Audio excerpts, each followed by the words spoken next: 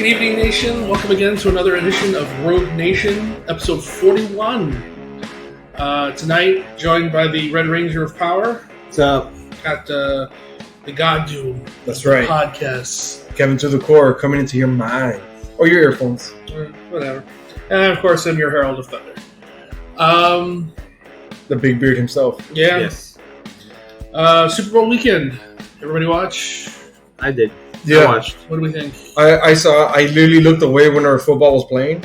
Which is funny because I like football. I enjoy football. I just didn't care about either team. And I thought it was a relatively boring game. That's what a lot of people were saying was like, I just didn't really care about either team, so I couldn't really get into the game. I don't really care for sports. I watch because... But the commercials were funny. I thought the Smart Park one was the funniest. With Chris Evans and John Krasinski. Yeah, but I'd seen that one so many times already because it was released early. Oh, I didn't know. Yeah, I saw it for the first time. Yeah, I thought that was the funniest one. The Bryan Cranston Mountain Dew one was weird. Yeah, I thought that was going to be funny, and I thought it was just super strange. I like the one I liked the most was the Groundhog Day one. Which one was that? With Bill Murray. With Bill Murray, yeah. Right, in the Jeep. truck? Yeah, the Jeep. That was cool. And he's like, I don't know where we parked. I was following you. And damn, what was another thing about the I can't remember any other commercials that stick out, but just the Smart Park one was funny, and all the movie trailers were great. Yeah. Even though we knew beforehand what was coming out, I thought they were kind of weak. I didn't really. It's because it was everything we knew. Right. You got me Quiet Place. We already got No Time to Die. The Fast and Furious, like we had gotten all of these beforehand, so like nothing surprised Mulan, which is weird. Why do you release a Fast and Furious trailer when we just got 4 minutes? Yeah, it was weird. Like, yo, what a waste of like $6 million. I was like, that could have gone to like a projection of Paul Walker or something. We did get the Falcon and right. That's what I was gonna get at. That was the biggest surprise. Yeah. Besides the Minion movie, I did not know was gonna play. Was that Disney Plus? What is it like? How did they? Marvel Studios expanding the universe. Mm-hmm. Right. That was like the name of that TV spot because it was just 30 seconds of 3 shows. It was WandaVision. It was Falcon and the Winter Soldier, and then you got that little tiny tease of Loki. Yeah. I like how the Marvel logo is blue for Disney Plus, not red. Yeah. So I guess the shows will be blue. I love my favorite tweet for like the halftime. I mean, at the halftime about the Super Bowl. I'm calling it the halftime show because I thought that was the highlight. The halftime show was the highlight of the Super Bowl. Who the fuck was that motherfucker singing? Like I know the girls, but with the bedazzled. There was 2 glasses. There was 2. Really, because they looked exactly the same. One was J Balvin and the other was Bad Bunny. I can't tell you which one is which because I don't know who's who. I don't even know those names. I've never even heard of those people. I only know those names because of friends around me. Oh, I did, and I'm probably in the minority. I did think the Post Malone commercial was funny. Yeah, with him and first of all, I thought it was funny because Bud Light Seltzer. I was like, what the fuck is that? Yeah. But then when the whole thing with him flopping around, the Inside Out, like Pixar's Inside Out. I was like, that's funny. And I liked how everybody inside his head had the same tattoos as him. Yes. That was good. That was another good one. But I think the best commercial night was the beginning of the game. Take it home, or take it with the kid. The kid was running, and all those sports celebrities were telling him to take it to the house, I think. Man, I don't remember that. You don't remember? Same. No. Yeah, because it started out with the kids playing football, and then the kid catches the ball, and then the coach is like, take it to the house. And he runs, he leaves the field, and as he's running down the street, he gets passed by he passes all these sports celebrities. And then it ends with the kid actually running onto the field at Hard Rock Stadium and giving the ball to the coach to start the game. Okay, I did see that. Yeah, I remember that. I didn't count that as like a commercial. I took that as like a weird part of the show. Yeah, like a part of the show. That's exactly how I took it. But it was for something. It was sponsored by something. Yeah, I don't recall that. But I did. What I was gonna get at was like a lot of the tweets were saying like, "Oh, the real winner of the Super Bowl was the MCU," and I just thought it was so good because the Black Widow trailer was dope. It was even though we saw it, just the Taskmaster like hitting the shield and it coming up. Yeah, see, so awesome. That kind of leads to the whole like he sees Captain America footage and he learns from that. And then yeah, like what you were about to say, Justin, about like the whole the MCU movies on Disney Plus. I thought they looked sick. I cannot fucking wait for Falcon and the Winter Soldier. Yeah. I'm on a high of like spy shit and sci-fi. Like I want more.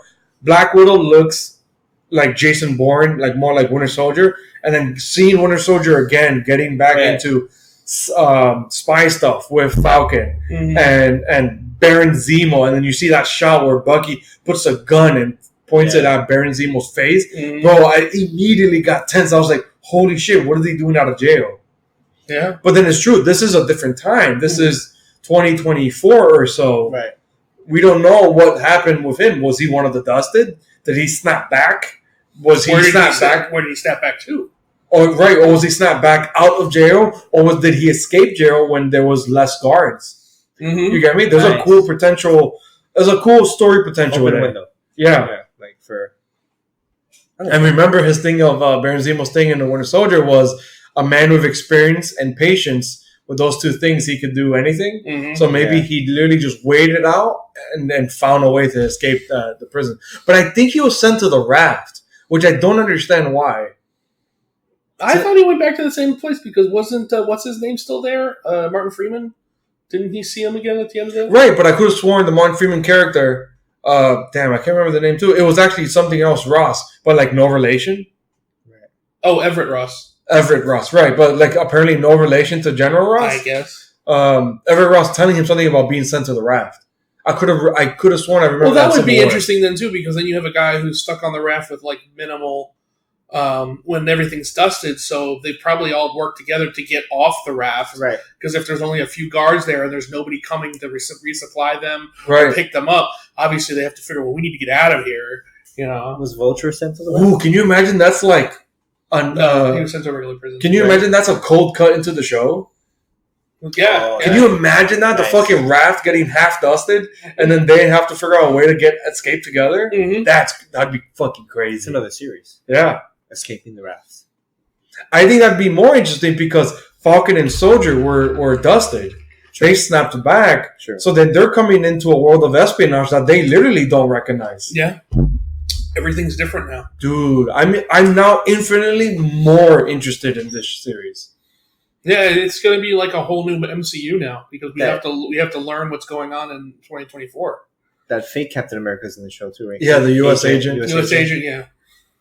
I think, and a lot of people on Twitter are saying the same thing, like that it might dive into a whole like government thing of like it's a title that we own, we can't accept you as the Captain America. So they like let's say they take the shield back and like dub or like propaganda like propagate their own government approved. That's why he's running onto the field. Well, everybody also knows that that Captain America is Steve Rogers.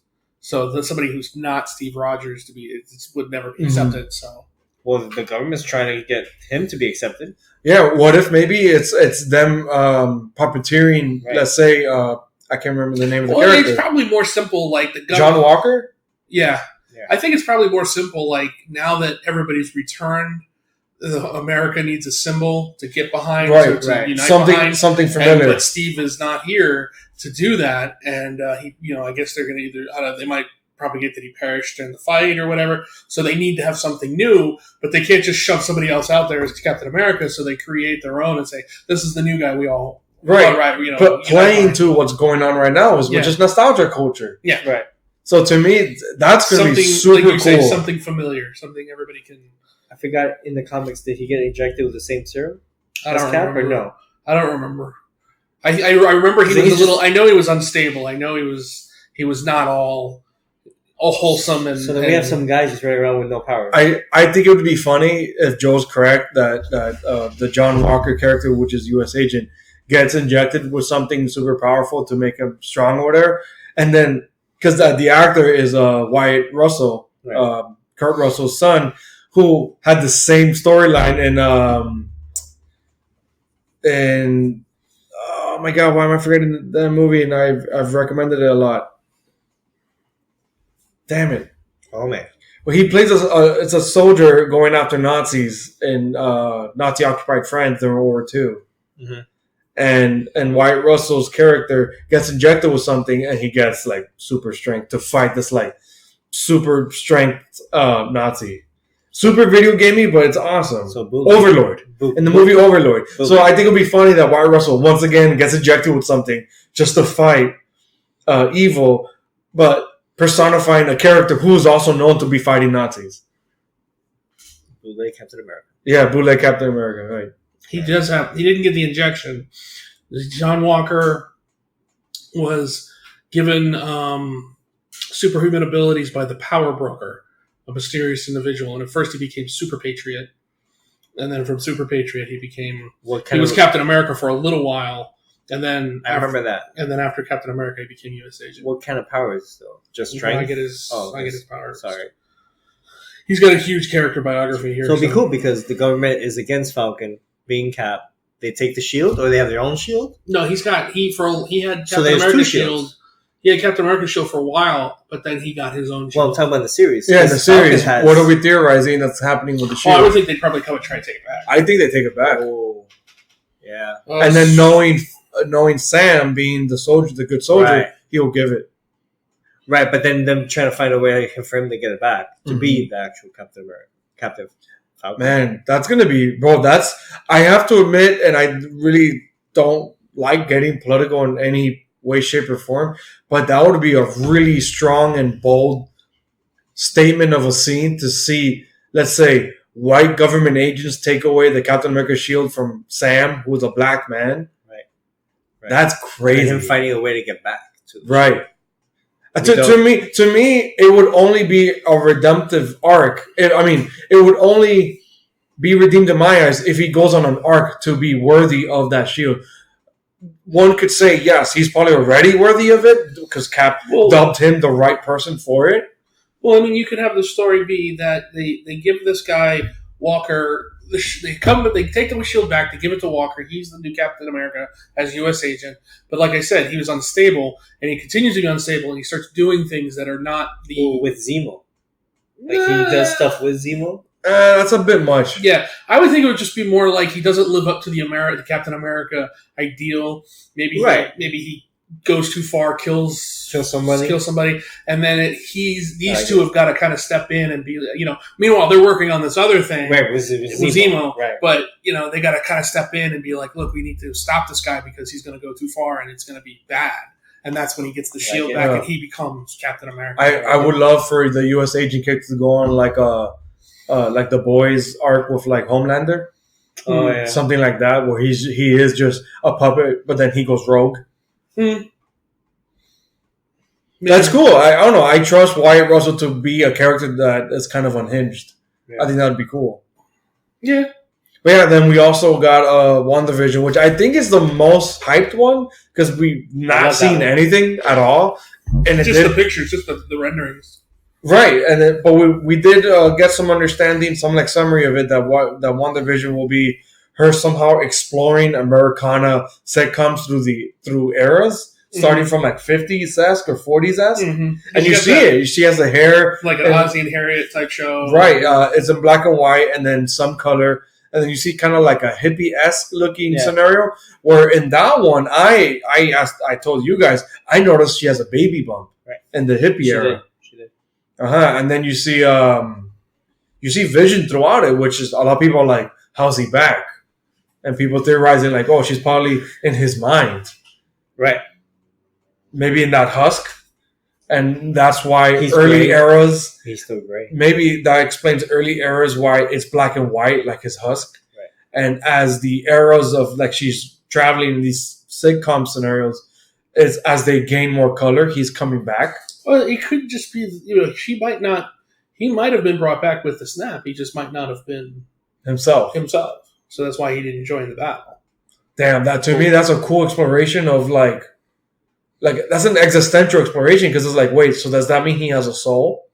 Well, yeah. I mean, we could be looking at this from the wrong angle too. Remember that, because we could be looking at we're looking at this like this is an exploration of Wanda, like what's happening to Wanda. This could be the reverse, and this could be Wanda trying to help Vision remember who he is. Right. That's what I meant of like maybe that's why I said about the colors of black and white. It's still the black and white husk, as it gains color, it's him coming back. And then her abilities, she keeps trying. She's so distraught with the idea that he's not Right. remembering her that she just becomes worse and worse because she's almost trying to force him to remember her. That's I like leads that. her to becoming more and more Mhm. as the big bad. Like we're all thinking she's going to become in the Doctor Strange movie. So Yeah, she could get so lost that it would explain these like sitcom scenarios of she starts playing out these like stories. These fantasies, like Fantasies, with the kids, we were married. You got to understand, we were together, and all this. Like, you need to remember, you need to, and he's just not because he's not. He's a robot. To He's your point android. of the kid, I think Joe and you, Justin, pointed out about the pacifiers Mhm. Mhm. and the like. I want to say it's like the '90s era sitcom Yeah, because it yeah. looks kind of like Married with Children. Mhm. Looked like Full House. No, it looked like Married with Children because Yeah, Elizabeth yeah, Olsen has the yeah, big yeah. hair, Mhm. like Like Peggy. Kate. Peggy. Oh, man, Peggy. what's her name? Her name was Peggy. Katie Siegel. Katie Bundy. Siegel. Peggy. Yeah. But yeah, the pacifiers. I was like, holy shit, you're right. But then I think you pointed out, Joe, or somewhere I read that like it could have been the kids disappearing, and then Yeah. that explains the With powers. pacifiers floating, Right. like about to drop or something. Yeah, well, that's what I thought. I thought I saw was that the kids something disappears and the pacifiers just drop. Yeah, they out. Which explains her reaction Mhm. of Or they shock. teleport. Wait, what was her kid's powers? No, one was speed and the other was Wiccan. Speed. That's crazy. He got his uncle's powers. Right? How weird. Mhm. That's very weird. And considering that they're both created by her mind, that's very weird. They weren't real. That's true. Very true. But isn't there? I could have sworn there's like a Young Avenger storyline where at least Wiccan is a villain, or he becomes I think he Like- becomes like material, like I to never this read reality or Young something. Avengers, so. Yeah, I actually never read. Young I know. I Avengers. read it. I don't I never remember. It's, Just like New Mutants. Mhm. I never liked Young. Young Avengers was good. And Young then Avengers was really good. Really? Yeah. it was earlier this week. I think it was yesterday that we finally got the schedule for these releases. Yeah, because you got was it October for Winter Soldier, November for Mandalorian, Right. and then December for October Mandalorian. October, or then December was going to be WandaVision. WandaVision. So then I guess it was September for Winter Soldier. August. August. They Okay. said end of August. I'm trying to double check because I just know the first thing is like Black Widow, somewhere in the middle. That's for all you idiots who canceled your subscriptions after Mandalorian. You're re-up. Well, they can read. Well, literally from Rhea. here till August, there's nothing. There's nothing original. I still watch old stuff. I don't mind. Right, but Yeah, I know. It's But fine. I if know. you're not Yeah, yeah. like if you're like me and you're not really Well, in the nostalgia culture, you don't care to rewatch Be fair. old stuff. Be fair. There's nothing as far as this genre stuff that we know There's a lot of because new there's stuff. a lot of new stuff on Right. Disney Plus. Imagineering. I like watching. Oh, the Lizzie McGuire revival. I mean, there's just. I mean, granted, look, there might be stuff that we won't watch right now, but there is new things on Disney There Plus that's just it just doesn't fit into Correct. the world, or at least not yet. And there might be more stuff coming that we just don't realize. Clone Wars is this month. There you go. See? So, Clone Wars is this month. right. So You're that right. means, 6 episodes only, but hey, I mean, Hey, look at that. Freaking Mandalorian Season 2, WandaVision, Falcon and Winter Soldier, Clone Wars, Lizzie McGuire, Muppets Now, So I'll watch the Muppets now. Phineas and Ferb, Same. High I School will. Musical, Diary of a Future President, Short Circuit. Holy shit. All of the Toy Story spin-off I've actually heard of. I might actually dig that. same. Yeah, I'll watch that. So yeah, there's quite a bit, but it's like it's easily spread out amongst these months. Mm-hmm. That it's funny. It's kind of strategic. For every month, there's something new for you to keep renewing your subscription Mm-hmm. And next if year, you're on the month to month. next year it should be Loki. We're getting that Mhm. Mighty Duck series next year. Mm-hmm. All right. So since you brought that up, let's talk that Loki thing. Okay. Okay. What did we think about That that? was one scene. I'm going to Yeah. burn this place to the ground. And if I had to judge off that, then I thought it was great because I love Yeah. him. I didn't like it because I was like, "What is this? What is going It's- on?" it's But then, as nothing. people know, but it's as the internet dissected like what he's wearing. That's like Yeah, a yeah. jumpsuit for like prison What was wear. It's I a don't even- time variance. Time variance Well, they've alliance, already- something like that.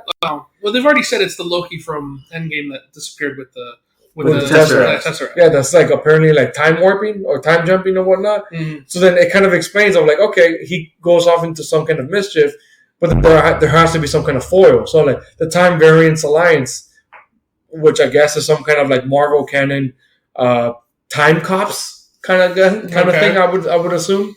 We'll kind of, let's say, apprehend them, and then that's like the foil or like the conflict of the series, which I think that's cool, but that's not on my alley. Like I kind of don't care. Well, you didn't like you haven't liked the Loki for a while anyway. Right. I don't think this show. I don't think this show is for you. I think this is Right. this is more my show because I love Loki. I Same. love that character. Yeah. But for me, I'm actually one of the questions I'm having is, do you think they get some names for this? Do you like right now? But here's the thing: there's already one detriment for me because they cast Owen Wilson, and I don't think Owen Wilson should be cast in a fucking bathroom commercial. So Wow. I don't care. No. I don't really care I'm for not Owen arguing. Wilson. But here's the thing: I don't care for Owen Wilson, but I like him in some things. But I don't really care for him, and I definitely don't want to see him in my Marvel movie, especially a Loki movie. Justin just said he wouldn't even take him in a Home Depot commercial. Jeez. Wow. Well, Selling whatever. plywood. No, I said a bathroom commercial. But what I will say is, do you think they get like Thor, Odin? That'd be cool, especially Freyja? if it's Loki messing with time. I think we have to get something At like one that. point, right? You need somebody, right? Somebody to kind of step in and be like, "What the fuck are you doing?" Yeah, because there has to be a reason why Will be his this brother. these time cops would step in. Mm. He has to do something major for like this organization to step in and like try and stop him Mhm. and actually succeed in apprehending him because obviously Mhm. he's wearing the jumpsuit. Well, he never was. He always got captured. It was just he always got away. Yeah. He was always able to get away. So I don't know. I'm not too excited on that one, but I'm still probably most likely going to check it out. But yeah, I mean, you're gonna watch all. You're I'm gonna at watching. least watch first episode of all Yeah. this shit. And then the WandaVision, it's my girl. It's Elizabeth Olsen. I love that girl. I adore her as an actress. She's just, I think, incredible. But I actually really buy into the romance with her and Vision. Mhm. So I think it's cool of this exploration in WandaVision of possibly bringing him back to us. And then I think it was Kevin Feige, right? In that the Disney Expo, I think it was last year, saying that like it would directly connect to Doctor Strange in the Multiverse of Madness. Mhm. So that's cool. I want to see what are the connective tissues amongst these two different things, jumping from show to movie. Yeah, that's gonna be interesting. So let's clean up some. Let's do some spring cleaning here and finish out the year like we've been trying to do for the past 3 weeks. Past month, For the whole month of it's January. already February. Yeah. So let's. We've been trying to get to most anticipated and favorites. Kind of do like a little pre-Oscars type deal thing Okay. because that's coming up now too. So we got the favorites of 2019. We wanted to go through and we wanted to kind of say this is what we like the most about 2019, where it be in the comic book, TV, and movie categories. Who wants to go first? Should we go around per category? Sure. Okay. I So said you Joe. want to put Joe on the spot? Yeah, fuck yeah. Which category? We'll start comics. What was your favorite comic book last year? MMPR. Mighty Morphin Power Rangers. Okay, that's a good Dope. one. The whole run, right, of whole the necessary run. evil. All last year. Yeah. Cool. But why? Besides nostalgia, come on, elaborate. The story's great. It elaborates better on, takes the show that we loved from the 90s and opens it up to a bigger world, It expands. expands to newer characters, but also the stories that we only got in 30-minute increments, but gives it more, I would say more oomph, more spice. I think the real answer is the Omega Rangers. Exactly. Yeah, that's a good reason. A stealth team. I liked it. No, I dig it because Expanding on the expanding on, we Yeah. just got a lame story of, they went away on a peace treaty by, when all in real life they wanted more money, they got them off the show. Right. world. Well, they also have the idea that you watch Power Rangers as a kid, and it's the same thing every week. Nobody ever grew, nobody ever changed. Yeah, I watch So- it now. It's really hard to watch. Yeah, so this actually gives you depth and goes, oh no, Correct. there's more things. They're not just Power Rangers for life. They can actually They are ascend to become more things. most certain of it. Still, Not all. there's ideas, there's things that can happen. But yeah, how they just continue to make it better. But I thought Shattered Grid was great, but this Hell is way yeah. better. To me, it's better. I mean, and Tommy's still gonna be Dragon again, but soon. I don't know. Ooh, what if they do make Shredder Dragon, the new Dragon? I hope not. Oh I my just want God. Shredder to be his own thing in this current crossover with the Ninja Turtles. Which I read today. We'll talk next week, but it was great. I wonder if this crossover will be your favorite comic No. of 2020. No, X-Men. I'm already Okay. saying it, X-Men. That actually makes me surprised that you didn't say Powers of X for 2019. Yeah, but because we got so little, and Power Rangers we had the whole year. Okay. Yeah, because it was So- the last half. Right. It was what, October? It Hmm. started at Powers of X, right? Yeah, Yeah. I want to say so. I mean, it was great, but all right, comic, sir, Yeah, so I'll say mine, Kevin. Kevin. My favorite comic 2019 was easily the one I talked about. I think every single issue, and it was Deceased.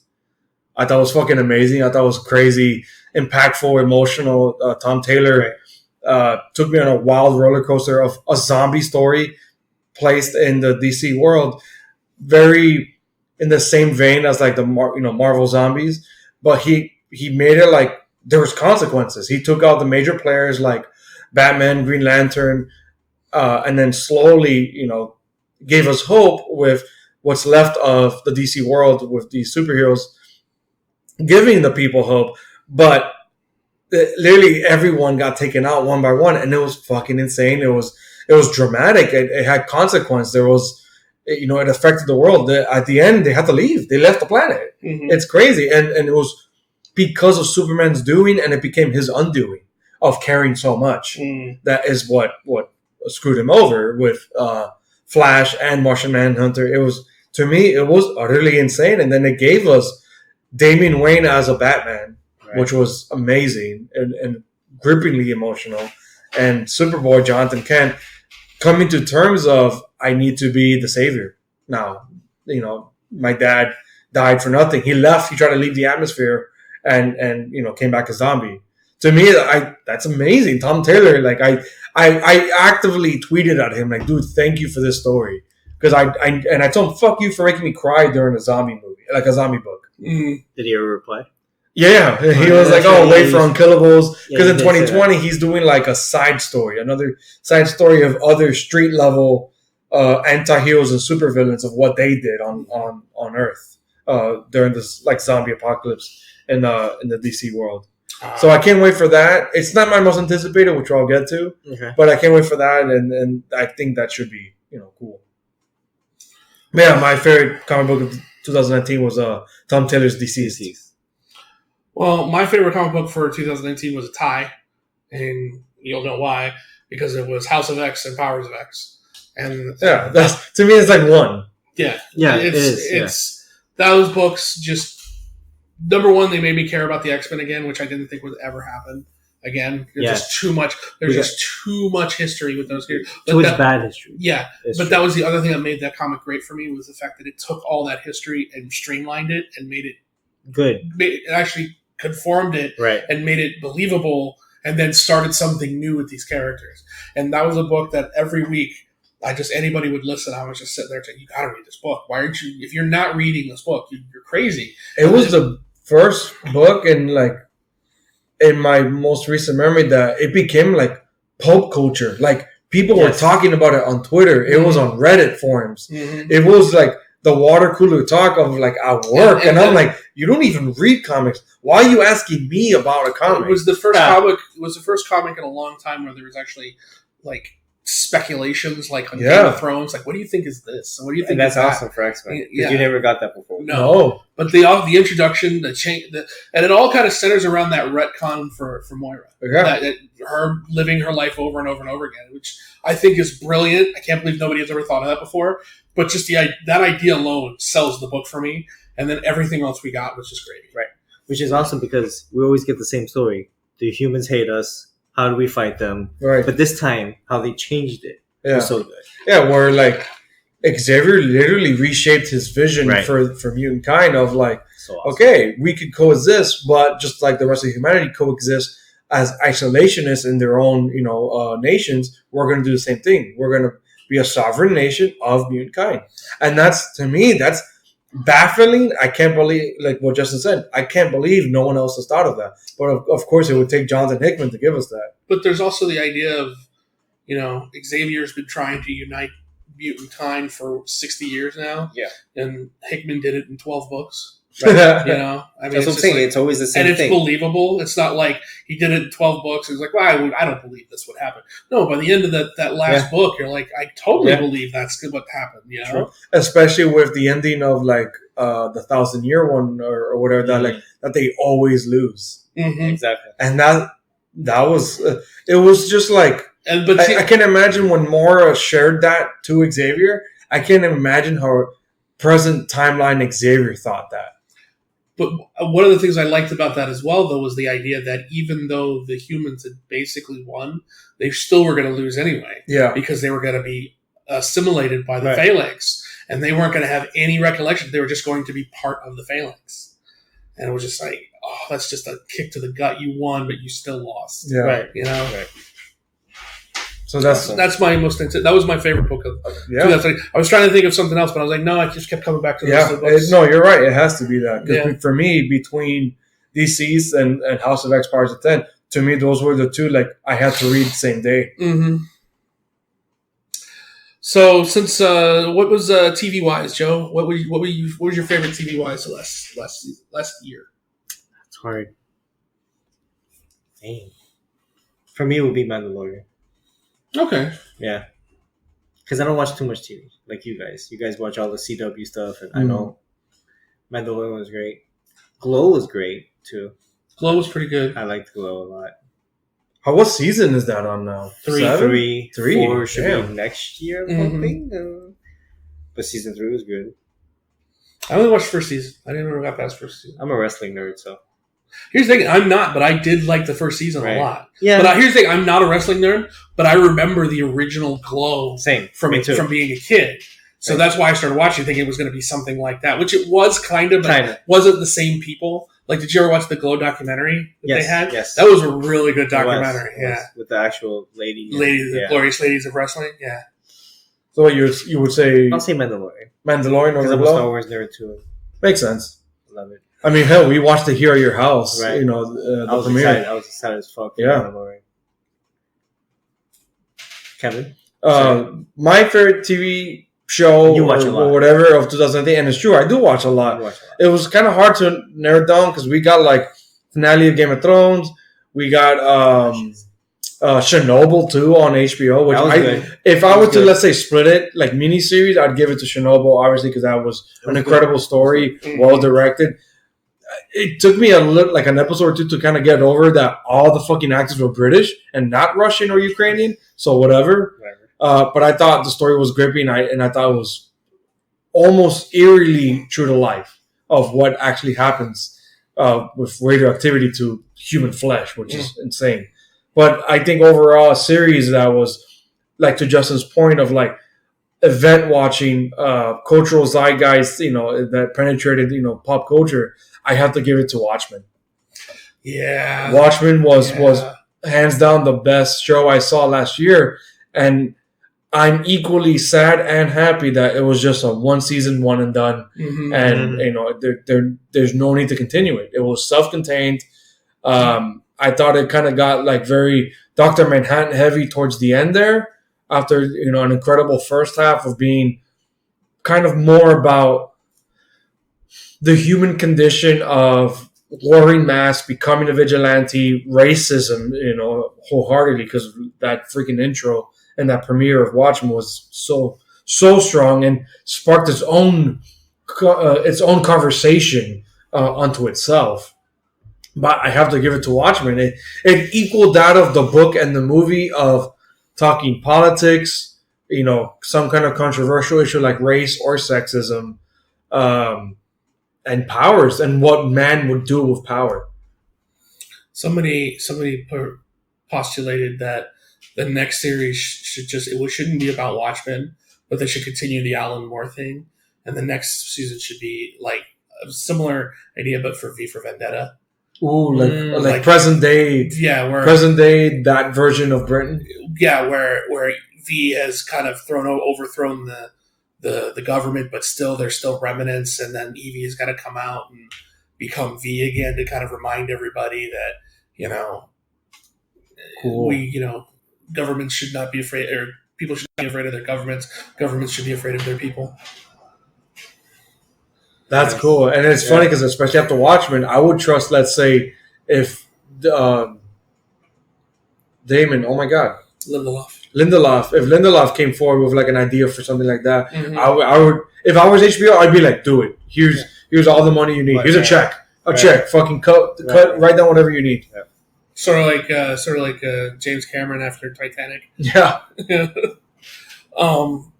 So Justin, what was your favorite TV show of 2019? Well, I had a hard time because there was a lot. There was a lot going on. I would have said Game of Thrones, except I wasn't really pleased with it the way it. But I have to give Game of Thrones credit because I will say that was the most anticipated show of that year. Last year, it was the one we were all waiting for.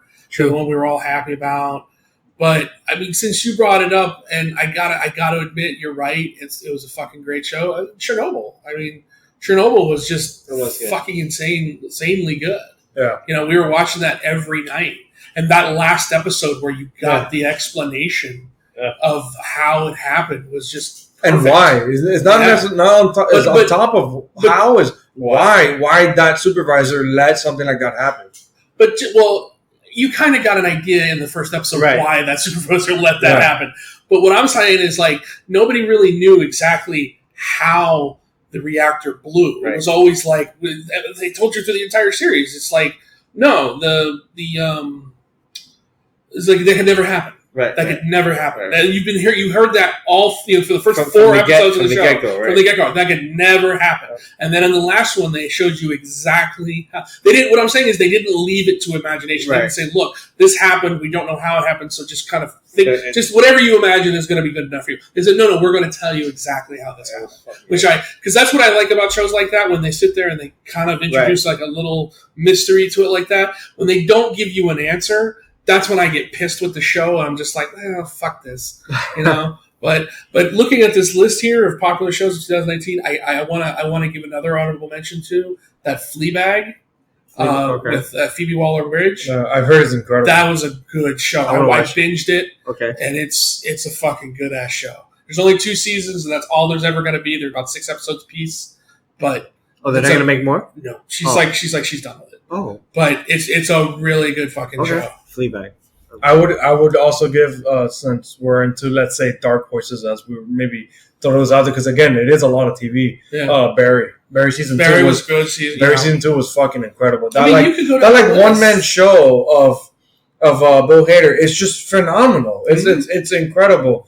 Another one, I'd say like Unbelievable was cool, about like a serial rapist, where a span of like some kind of couple of years, the different detectives from different cities pile evidence together where it's the same serial rapist, and it's like, to me, it's such a fascinating tale. What is this? Unbelievable on Netflix. Oh, I gotta check this out.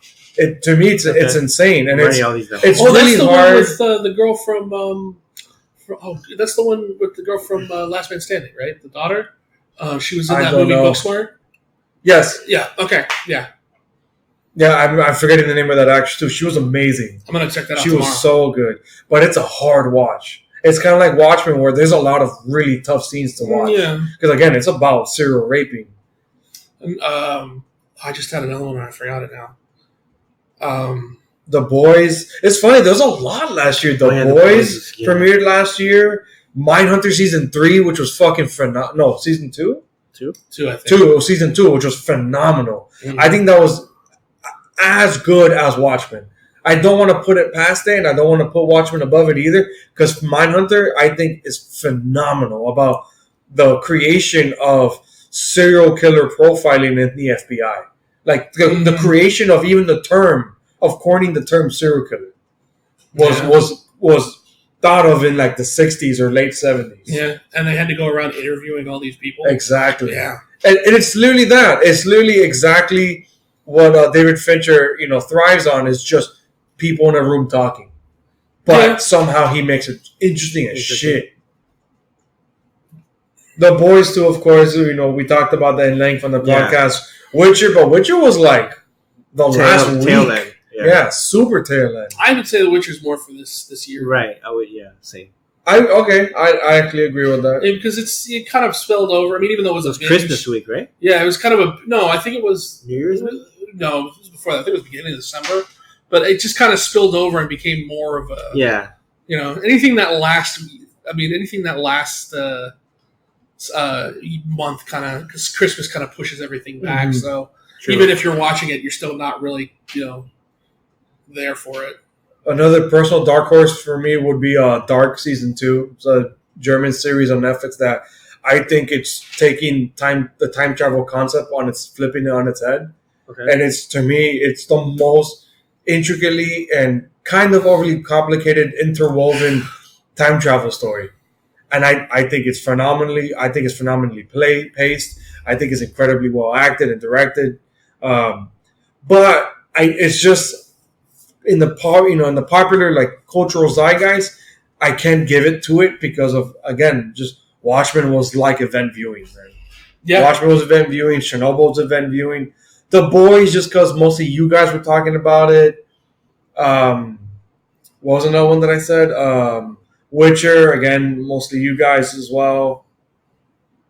Unbelievable, just because like that hit Twitter on such a crazy streak. But then again, it's like typical white people obsessed with serial killers and crime dramas. But yeah, Justin, if you find that summary, that premise interesting, then check it out. But you're not going to be able to stop. I can tell you that right now. no, I'm in. Val and I killed that in like 2 or 3 nights, Wow. and that was us like pushing ourselves to not do it all at once. And it's quick. I think it's only 6 episodes, and it's so good. And Tony Collette is incredible too. But yeah, that's our favorite TV shows. I don't know if you guys want to move on to movies. Movies, yeah. Let's do movies of 2019. What was the one you was most excited about? Joe. 2019 Hustler. J-Lo. No. I was gonna say, I'm like, damn. No. And then that's the end of this podcast. I could say Avengers or Captain Marvel. It was Booksmart. Really? Yeah. Holy shit! Nice. For me, it was great. Great. The two girls, funny ass movie. Because we get two guys all the time, but to see their friendship Uh-huh. and how they loved each other, I liked it. I'm all for girl power. I'm not these men that women can't lead movies. No, It was awesome. it was awesome. It was fun because I beautiful, saw funny. that, and then not too long after, I saw Good Boys. Yeah, So it's the same thing of friendship, but the Right. guy ones, like you said, but it's not guys in high school. It's literally 6th graders middle school that don't even know like the difference of like misogynist and like Right. what a tampon is. And I found that hysterical, and I thought It was a good movie. it was great, Well, and for it me, was it's touching. Booksmart. Dude, I cried. Booksmart, I cried because it's right. about friends outgrowing each other, which Right. is essentially what Booksmart is Right. about as well. Right. Olivia Two Wilde girls. directed the shit out of that. It was great. The music was good. It's true. Yeah, that was another good soundtrack. Shot well. No, I loved it. I cried a bunch of times in that movie. It's good. Jason Sudeikis as a The principal. principal So playing good. sex, porn in his car. While he's an Uber driver on the side. Did you see that one, Justin? I saw. I loved it. I thought it was great. So good. Fucking good. Yeah, I could easily say a comic book movie, but no, that movie was good. Or episode 9. No, I can't say episode 9. I wouldn't. If we had like a thing of like most disappointing, maybe I'd give it to The Rise of script is Fans. episode 9. Ooh. How about that one? That's my best movie for 2019. So for me, best favorite movie of 2019. I just like you, I would give it an Endgame. It is the one I saw Right. the most, but the one that stuck once because I'm more and more thinking now that's a hard tie. I'm between either Ryan Johnson's Knives Out or Jordan Peele's Us, and just to define it as like a movie that's lasted longer in my mind. Right. I would mostly give it to maybe Jordan Peele's Us because that's just like a movie That was a great movie. that the concept where you thought one thing and it takes what you thought and it goes another direction and then it gets that concept and it flips on its head too.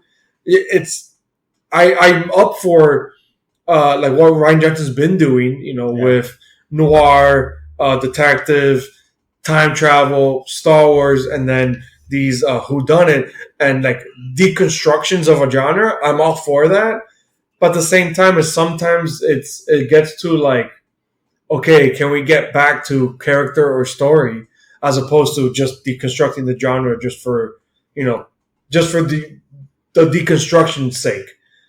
But us, there was no deconstructing. It was almost like a commentary on American class and poverty and classism. And I just thought it was fucking phenomenal.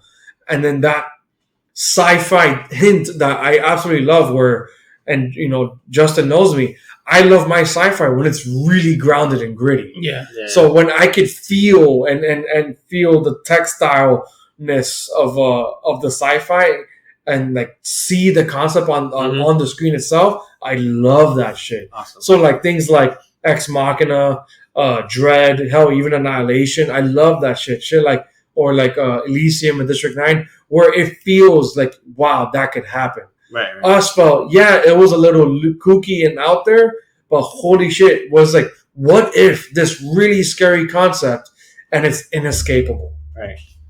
So I think I'm even convinced myself I'd give it to Jordan Peele's Us as my favorite, not best, but my favorite movie of 2019. And of course, Knives Out and Endgame are up there as well. I did watch Knives Out. It was good. It was good. Great. Justin, I'm really curious as to what you would say. Well, as far as those, I mean, I think it's a give. I think it's kind of cheating for us to say like this comic book movie because obviously we love them all, right? But I don't want to say a comic book movie. I just want to say like Avengers. Mm-hmm. I mean, obviously we loved Avengers because I could same thing. I could easily say Avengers. I could easily say Spider-Man: Far From Home. Same. Or Captain Marvel. But for me, because I was just going back and like I give honorable mentions to Ready or Not, and I give honorable mention to Knives Out because I love both of those movies as well. I liked Us. I think I would have liked it better if I didn't figure it out in the first 15 minutes of the movie what was going on. Okay. So I just that was kind of the detriment for me. It was like I was watching it and I said, you know what? I bet they switch places. And by the end of the movie, it was like I just kept watching it, going, I think they switched places. So by the end of the movie, it was kind of anticlimactic. I was like, I figured it out. That sucks. I know that you thought of a twist. I thought the concept was already the twist, and then when that twist that you're saying came, I was like, holy fucking shit! I didn't think that because I thought the concept was it. Well, for me, it was just, I guess I've been watching movies for too long. Yeah. Because there was just when it came to the last one he did, Get Out. Like I watched Get Out and I was like, wow, that was really good. I really enjoyed the movie. This movie, because I watched that movie and I saw what he was doing with that one. Right.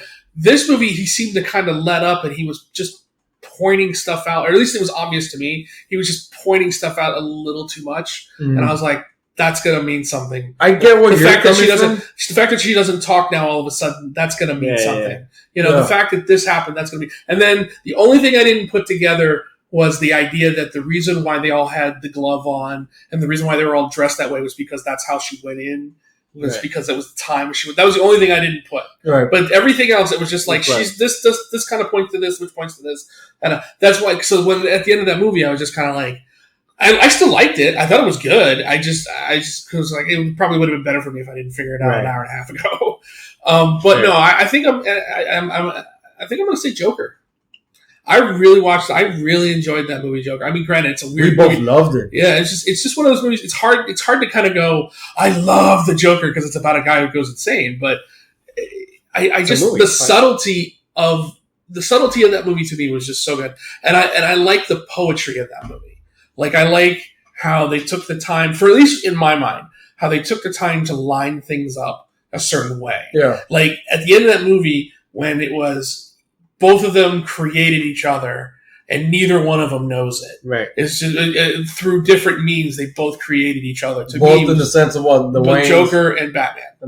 So you have the one guy who peels off from the crowd of people that are worshiping Arthur, whatever his name is, Fleck, who are worshiping him in the street, peels off and kills the Waynes, unknowingly creating Batman. Right. And then you have Wayne's hatred, or not hatred, but Wayne's pretty much. Greed and No, not greed. I'm just greed, saying Wayne's kind of pushing away of him. This is the final straw that pushes him over the edge. It makes it so that he kind of takes that step and kills what's his name on TV and basically gets in the car accident, which creates the Joker. And just at the end of that movie, I just love the poetry of the idea that they created each other. Like, not one created another. Because even in the 89 Batman, you know, they even had that dialogue scene where it's like, I created you, you created me first. And they just kind of had that back and forth there for a second, where it's like, you did it. No, you did it. No, you did it. In this movie, I just like how they took the time to go, neither one of them is responsible, but both are responsible. Right. You know? Yeah, because that's always been a thing of symmetry for those two characters. For any writer tackling Batman and Joker, they always express it as like they're yin and yang. They can't exist without one another. And you almost get the idea from years of writing that some writers wish that was how it happened. Right. Like they both spawned each other, so that's why they're intertwined. But they didn't, so they kind of have to do with what they can with it. Right. That's why in movies they kind of retcon it their own way. Yeah, they can kind of split it their own little way. And I'm one of the people that dig the ending of that movie with him in the asylum, basically, and then him walking away with the bloodstain, basically killing that doctor, just leading further into the. I'm of the mind that he all that happened. It wasn't all in his head, but it could go that other way too. So and I do like a movie like that too that kind of leaves you thinking. So I'm gonna say Joker because I really dug Joker. Okay, that's good. It's funny that none of us say Endgame, but I think as a collective, we all did say Endgame because we all just kind of pushed it aside though because it's too easy to say Endgame. That's what I felt because it's like it was the biggest movie of all time now. So it's kind of like saying, well, it's too easy to say Joker. Too easy to say Endgame because it's just it's a big light in the sky. It's like pointing at the sun, going, "I like that." Yeah. It's the first thing you see. And you would think in the year that where a lot of things culminated to a finale like Game of Thrones and Star Wars and plenty of other things ended in 2019. But the MCU really hit a home run with it, man.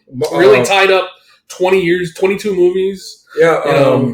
Damn, I'm forgetting the writers, and I want to give them the credit. McFeely, Marcus and McFeely. Yeah, Marcus and McFeely, and then the Russo brothers. That team alone that gave us Winter Soldier, Civil War, Avengers Infinity War, and Avengers Endgame, phenomenal run.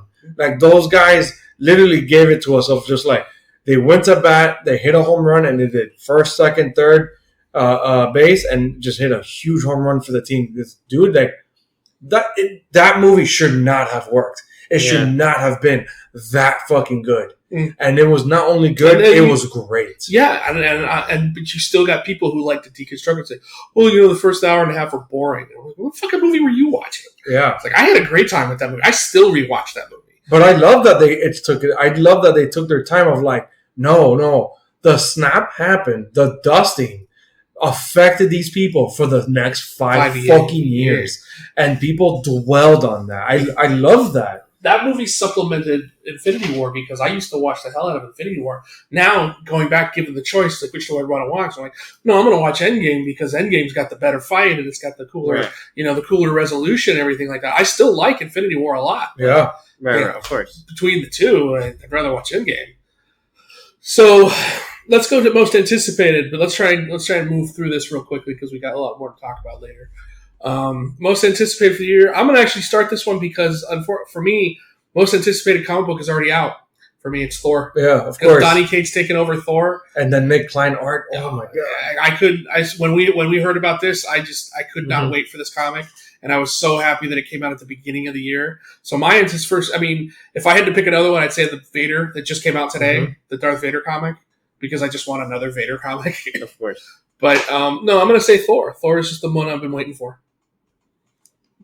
And especially that Donny Cates, that's the character he's been wanting to write since apparently he started at Marvel. Yeah, he's been begging them to write that character. I've been listening to the Stegman and Friends podcast that you have recommended to me, Justin, with Donny Cates and Ryan Stegman, the creative team of the Venom, and he's gone into that.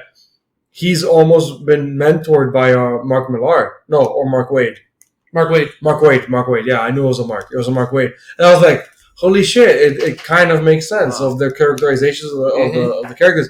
But apparently, like, Mark Waid is the first one to call Donny Cates on his shit of like, don't do that.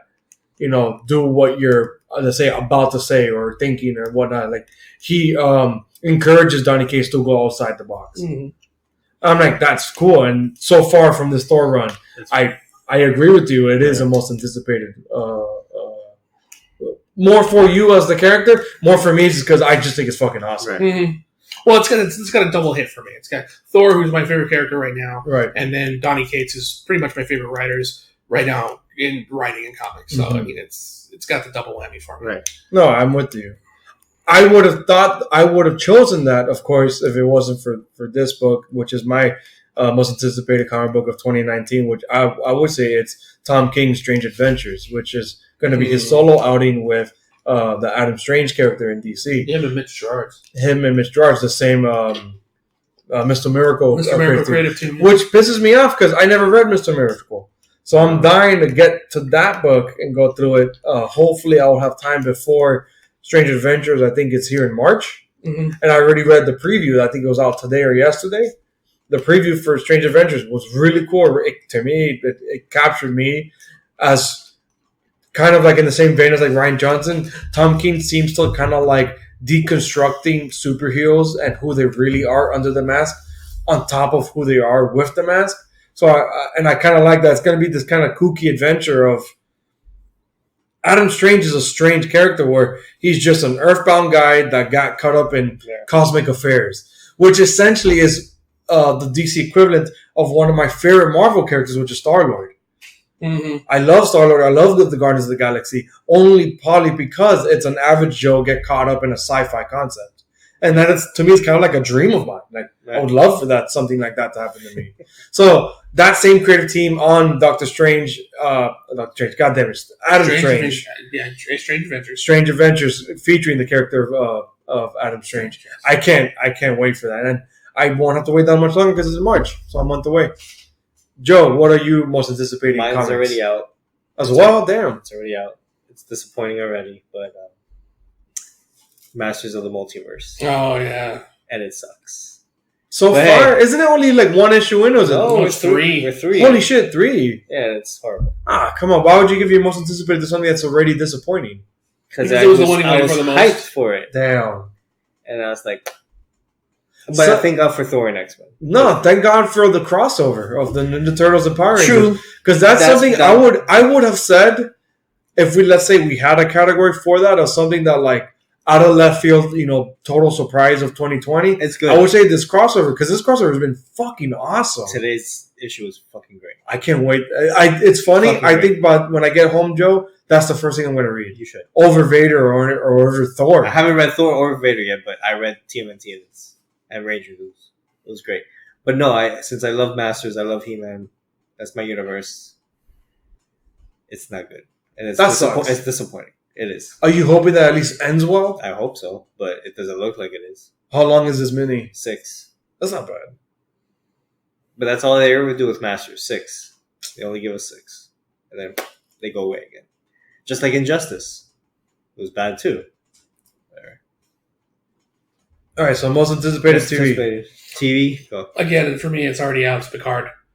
I couldn't wait for Picard. Picard's out. I can't think of another show that's coming out this year that I'm waiting for more than that show. Maybe Mandalorian later, but right now I'm all about Picard. So, Nice. For me, I would have. For me, my favorite, most anticipated TV of 2020, I would have said Falcon and Winter Soldier, because I am hyped for it. But that's another one that it's the easy pick. Right. I would have to give it to. Damn, and I actually had something right off the top of my head perfectly. But I kind of want to leave things to like more mystery. I think I would have to give it to the next show that. Not the next show. This fucking guy, and I even said his movies. Annihilation, Dread, Ex Machina, Alex Garland. He's been given the reins to do a TV show for Hulu / FX. I guess they're combining powers in production to do something. And I already saw the trailer, and it looks super interesting, but it looks kind of like Ex Machina meets Annihilation, which is funny. So... Like I told you guys before, I was like, I really want to embrace more and more original content this year, and Right. especially original high concept sci-fi. And Alex Garland is where it's at. That dude's mind goes into these gritty sci-fi places that I would never have guessed. So, I really want to get the name right because I haven't even said it. TV show 2020, and I think it's like a one-word thing. Devs. Okay. Devs. Oh, And it's yeah. and it's- yeah. super ambiguous. You have no idea what's going on. It seems about like a future about like hackers or something like that. I'm not entirely too sure, but it seems like high budget, crazy high concept. I really don't know much else about it, but I think it's my Okay. most anticipated because I just can't wait for just something original and sci-fi. I'll watch the trailer later. Yeah. Joe, what's your most anticipated TV show? Falcon's easy. Mandalorian's easy. WandaVision? I like WandaVision. But mine will be a cartoon. You know where I'm going. Kevin Smith. Oh, Masters of the Universe Masters of cartoon? the Universe. Yeah. Netflix. Is that confirmed happening this year? Yes. Well, supposedly, yeah. Yes. And now, as of today, Sony dumped the movie onto Netflix too, so they don't believe in it. But yeah, I stick with my sinking ship of Masters of the Universe. I'm with Justin about Picard just because it sucks that it already started. It's But just one of it's those, been good. Like, It's like been great. when Like they it, you announced like it. when they announced Picard at the Star Trek convention, I was blown away. I was like, "You gotta be shitting me!"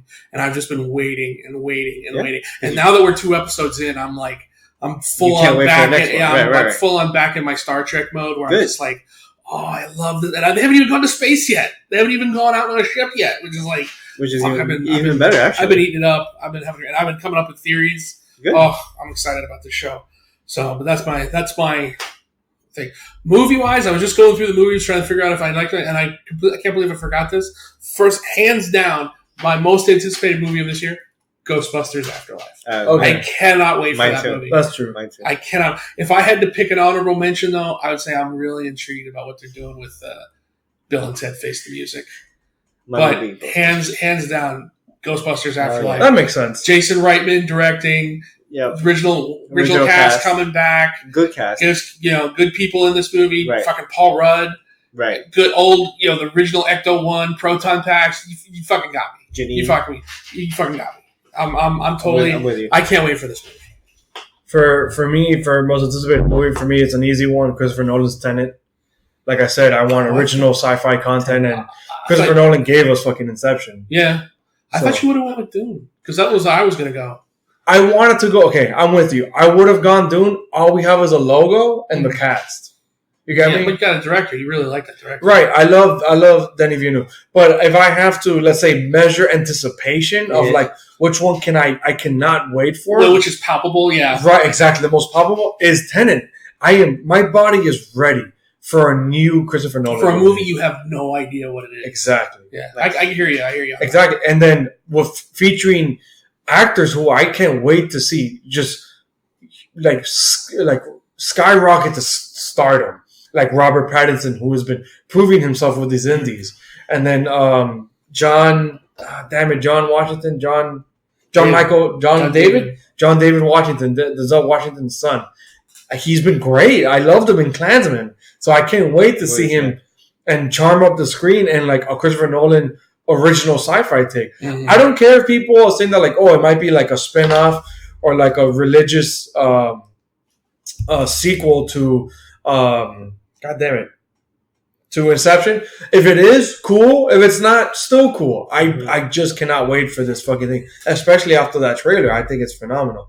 I think Dune is a close second because, like I said, like Denis Villeneuve directing, the cast is phenomenal. That logo looks really cool, but high concept album, bold.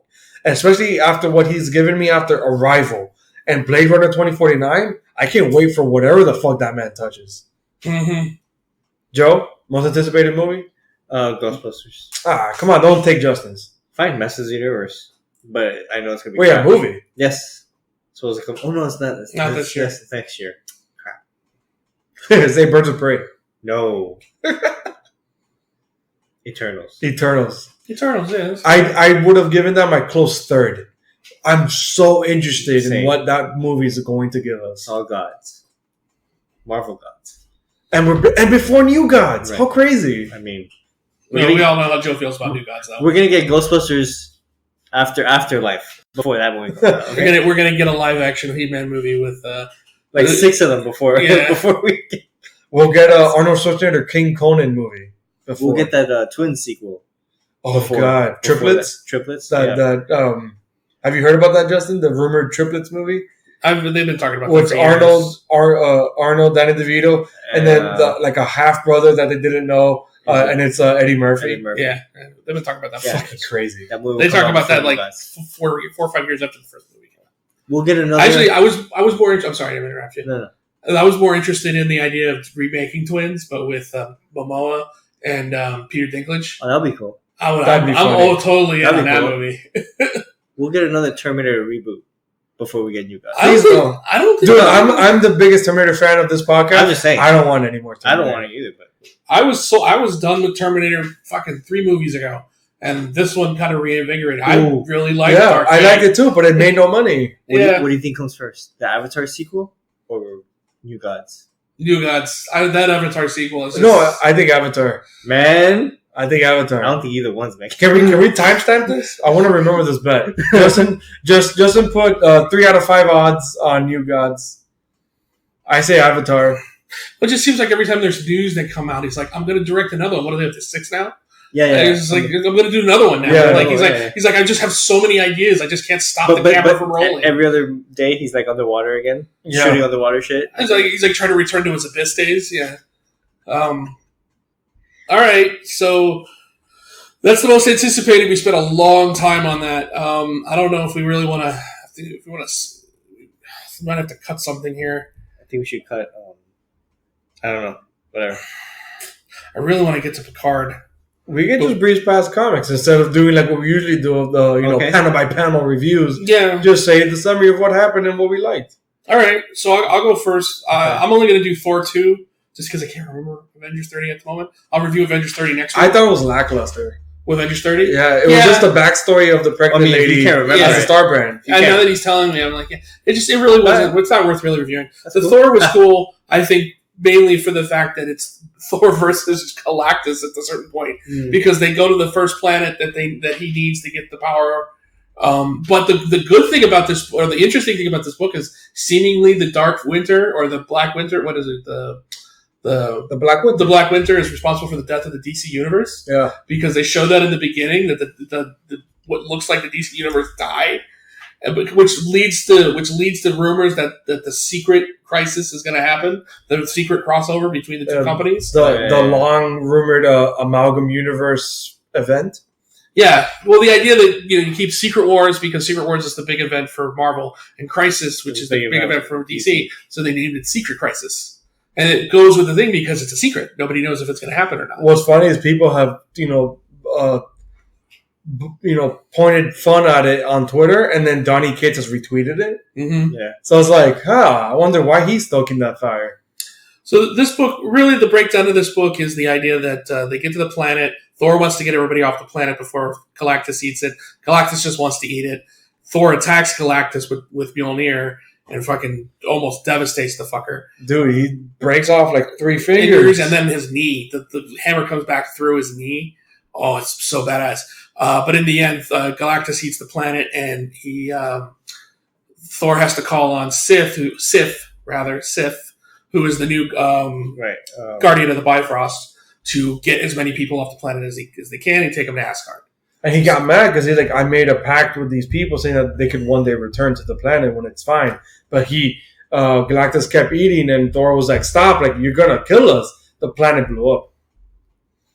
Mm-hmm. He was so hurt that I mean, he tried. True. You can't fault him but they will probably. yeah. So really, it ends with I love Volstagg trying to deal with this like brand new population on Asgard.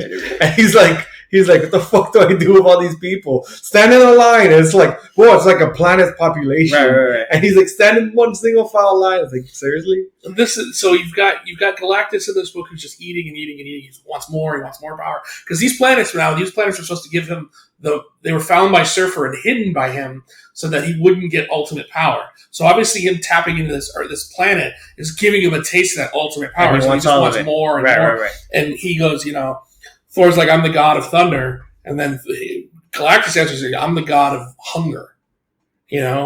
But then in the end, he gets attacked. Galactus gets attacked, and it's Beta Ray Bill showing up with a giant battleship. Jeez. And that's where the book ends. So, great book. Love it. If you're not reading it, you're crazy. You need to be reading this book. I love how Galactus changes form. He regenerates, and then he looks like a demonized Tron version of like a demonic Tron version. Yeah. He's glow in the dark. I just love on the Stegman and Friends when they make fun of Donny Cates, he's constantly creating characters or changing his characters to be in a black and red color scheme. Mm-hmm. So when I saw that happen to Galactus, I was like, God damn it, Donny Cates. But it's funny because he's a writer. He's not writing that unless he's telling the artist to do that. So what do we got here? You want to tell us about what do you want to talk about? Hawkeye or Picard? No, since we're gonna talk Picard show, I'd rather do that. So I made the Picard comic. It was good. It was fine. It was a cool lead up into the series. Mm-hmm. Hawkeye Freefall #2. Guys, I can't tell you enough. Please get on this. It is going to be one of those that you're going to look back and be like, I wish I got on that. Tomorrow. Bro, Matthew Rosenberg has given us a huge fucking treat with writing this Hawkeye Freefall. In #2, he's continuing this investigation who this other Ronin character is. While at the same time, you also he starts piecing together, and apparently other people are trailing this Ronin character. He keeps hitting the Hood's stash houses, so that comes back around to that Hood character from issue 1, which Hawkeye tried to put away, and then he got out anyways because he has money and connections and whatnot. Mm-hmm. So then people keep questioning Clint, thinking that's him. He goes, "Look, it's not me." And then you get series of him hitting the stash houses while Clint is seemingly elsewhere.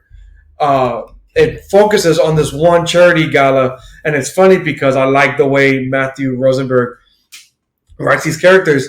It's Aunt May's Hunger, that charity, the charity organization called Hunger. I can't remember what it stands for, but the one that she's in charge of. So Aunt May is there. She presents an award to someone who's donated a lot of money.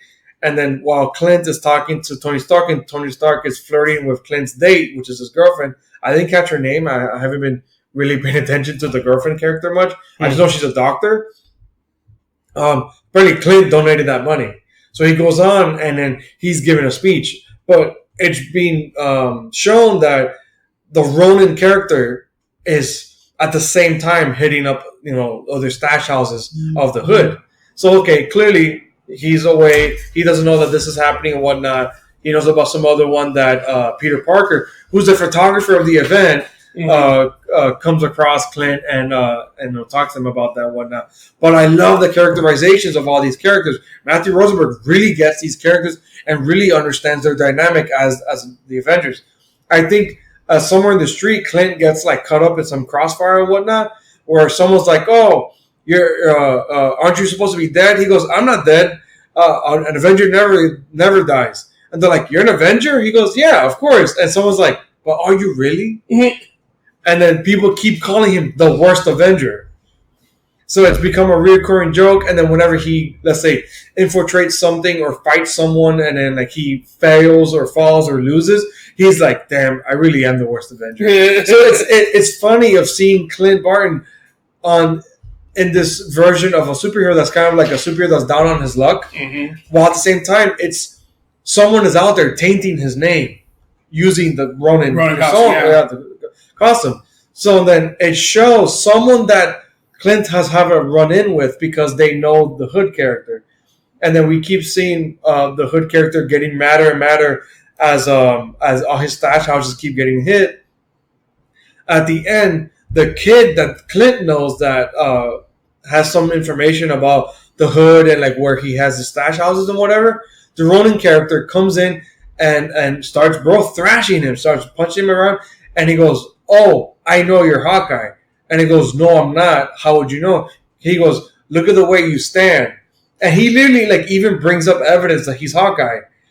And then the issue ends with the Ronin character demasking himself, and it is Clint saying, "Oh, fuck." And I'm losing my shit, and I'm like, "Oh, fuck, wait, how is he doing this?" Because he's clearly somewhere else while this Ronin character is jumping around. Hell, in the first issue, they fight together in front of Bucky and Sam. And I'm like, how is he doing this? And then the tag for the next issue is see how Hawkeye gets away. Like, is Ronin, how is he getting away with it? And I'm like, that's fucking incredible. So I can't believe that the characterizations, the action, the humor are all there and keeping me for the books, but the mystery is legitimately really interesting and keeping me wanting to keep reading. So and the art is awesome. I really like it's this kind of exaggerated over cartoonish art, but it really fits the humor. I think Justin, you kind of like breezed through the first issue. Yeah, I saw the humor and stuff like that with like the location naming. That's really funny. Yeah. So I'm loving this fucking book, and I could never have told you before. Oh, I'm reading a Hawkeye book and loving it. Yeah, right. So that's Hawkeye Freefall #2 by Matthew Rosenberg. I really want to give a shout out to the artist, but I don't know the artist's name. But I think it's great, man. I really hope you guys get on that. Schmidt is the artist. Otto Schmidt. Otto Schmidt. There you go.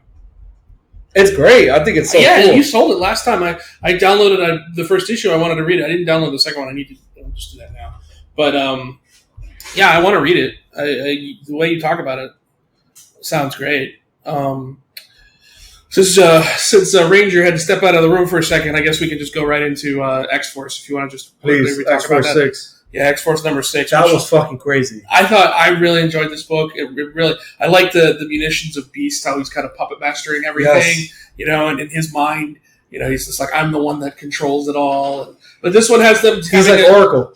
I see him like Oracle to that family. That's except that he gets involved. Yeah, he gets out there because this one has them setting up a deal with a foreign country, and then in the middle of it, they get attacked by what you think is a mutant, but it's actually a mutated human, not in the same way. They've actually been overtaken by this, what they call floronic. It's floral-based, like plant-based technology. Which I wonder if it's going to have any connection to the three old ladies who were trying to save the world. Yeah. But then it goes out of its way to explain that like it's proprietary. Like only the country knows. Yeah, well the country was supposed to sell something that was supposed to help everybody in the same way that the mutant drugs are, and the mutants got there first, and that's why they're pissed. So that they attack the president that's supposed to be signing this treaty, who backs off because the son is kidnapped, but then you end up finding out that the son actually is part of it. Yeah. He kidnapped himself. And then you have cool scenes in here of like Jean being told to destroy what's left because they heal themselves even though they've been hurt. Yeah. They heal themselves. These like fluoro-organic terrorists. And Jean kind of, I guess, exuding what can be considered part of the Phoenix Force, maybe? Right, that's how I took it. Yeah, to destroy these people. Yeah, because she like disintegrates them. Yeah. And, what's that with her mind? I think that's supposed to be kind of showing that she's still got some of those remnants inside of her. And then you have the son being caught, being questioned by Beast, and then I guess lobotomy. No, they removed that piece of him. Yeah, the oh no, he changed it. He changed the plant thing so that it ate his mind. Yeah. So he's like a comatose vegetable, and then all of a sudden he like melts at the end of the issue. Before that, the X-Men get the president to sign. Treaty. Yeah, they get the president to sign that treaty. So I think that's gonna come back. Well, on top of this character, because as you see, yeah, he melts and becomes something different, and you have no idea what this is because that's where it ends. He looks like if I were to take a wild guess, he looks like a plant-based Nimrod. Which was funny because the whole thing of them attacking that was to prevent it in the first place. Because he said, Beast even said in the book that they were at a point where they could go in that direction where things could vastly increase and eclipse the mutants, and they couldn't let that happen. So I think why this happened to the president's son becoming this like plant-based Nimrod. I think the thing that Beast did to him, the lobotomy, or the thing that made the plant side attack his brain, I think it overwhelmed the human side, which was what was left. Basically, the plant side ate the human, and now it's more and basically evolved. Right, that's how I took it. Yeah, but I like how it's Beast like, and it's funny in his own hubris, thinking that he could fix it all. He's like, I had to do this, I had to do this myself, Beast's or whatever. And he's like, I think it ends where I am never wrong. Mm-hmm. And that's always Beast's downfall. Even all the way back to when he brought the X-Men from the past to the present. He was thinking, this is the only thing I can do, and that he thought he was right, and he wasn't. Right. So that's always Beast. That's his one flaw, is he doesn't believe he's wrong. He always thinks he has the answer. Right, that's cool. But the worst thing is that it's a scientist always experimenting, but he always has the best of intentions. Yeah. You get me? Like, I can't get that past Beast of like, he's trying. And you would think he'd learn, but he doesn't. That's the one thing he just never learns. It's funny to me. I think that's the right parallel of, let's say, between him and, let's say, Tony Stark. Two arrogantly, impressively intelligent people who are pursuing science or some kind of form of intelligence. They're pursuing some kind of intelligence or some kind of problem solving, but always by themselves, almost never asking for help. And in their hubris, some kind of evil comes from it. You get me? Yes. But I think the difference, besides me just not liking Tony Stark, is that I think the root of it is he is fundamentally trying to better mutant kind. While Tony Stark, there could be a case where maybe he's trying to better humankind, but who are we kidding? A lot of what Tony Stark does is just because Tony Stark can. Mm-hmm. But Beast and the dude, he literally created a new villain. Yeah. He inadvertently created a new villain for the X-Men to now have to fight. Yeah. Incredible. It's kind of the way it goes. Yeah, so that's Benjamin Percy's X-Men X-Force number 6. So now we got X-Men number 5, which I got to admit I liked. Hickman's number 5. I liked, but I was lost. I don't know where we got here. I get why. There was a lot that I went back to. Like I had who's Seraphina? Why are we chasing her? Oh, you don't remember the Seraphine? No. Seraphine was in I think X-Men number 1 when they were attacking some anti-mutant base. I think Orkies were there. Where they let out the kids. Yeah, there was another pod, and there was this inverted colored black and white being, and it was Seraphine. Okay. And they were like, "Oh, it's a child of the vault," and she disappeared. Yeah, this is where she disappeared. Okay, so that was where I got lost. I didn't know who they were. I thought I missed something. I guess this picks up of like they're in the middle of tracking her. Mm-hmm. They track her to the vault. She disappears into the vault. So then the X-Men have to regroup and plan how do we penetrate the vault. Which has a giant master mold on top of it. Crazy. Yeah. And that art, I think the art is Pepe Larraz. Mm-hmm. Beautiful. The way he illustrates what's inside the vault, where it's this like techno cyber based evolutionary world where time is not a concept in it. Like it's like passing by evolutionarily. That it's amazing. I thought like, how do you come up with that? Then that's how you draw that. Well, he figured out a way. But see, and then they have to send somebody in after them in the vault to go after her. I love the team. It's perfect. The team is Darwin, X-23, and Synch. And the reasoning being Darwin can adapt to any situation, any environment. Synch can copy that power to give him a leg up.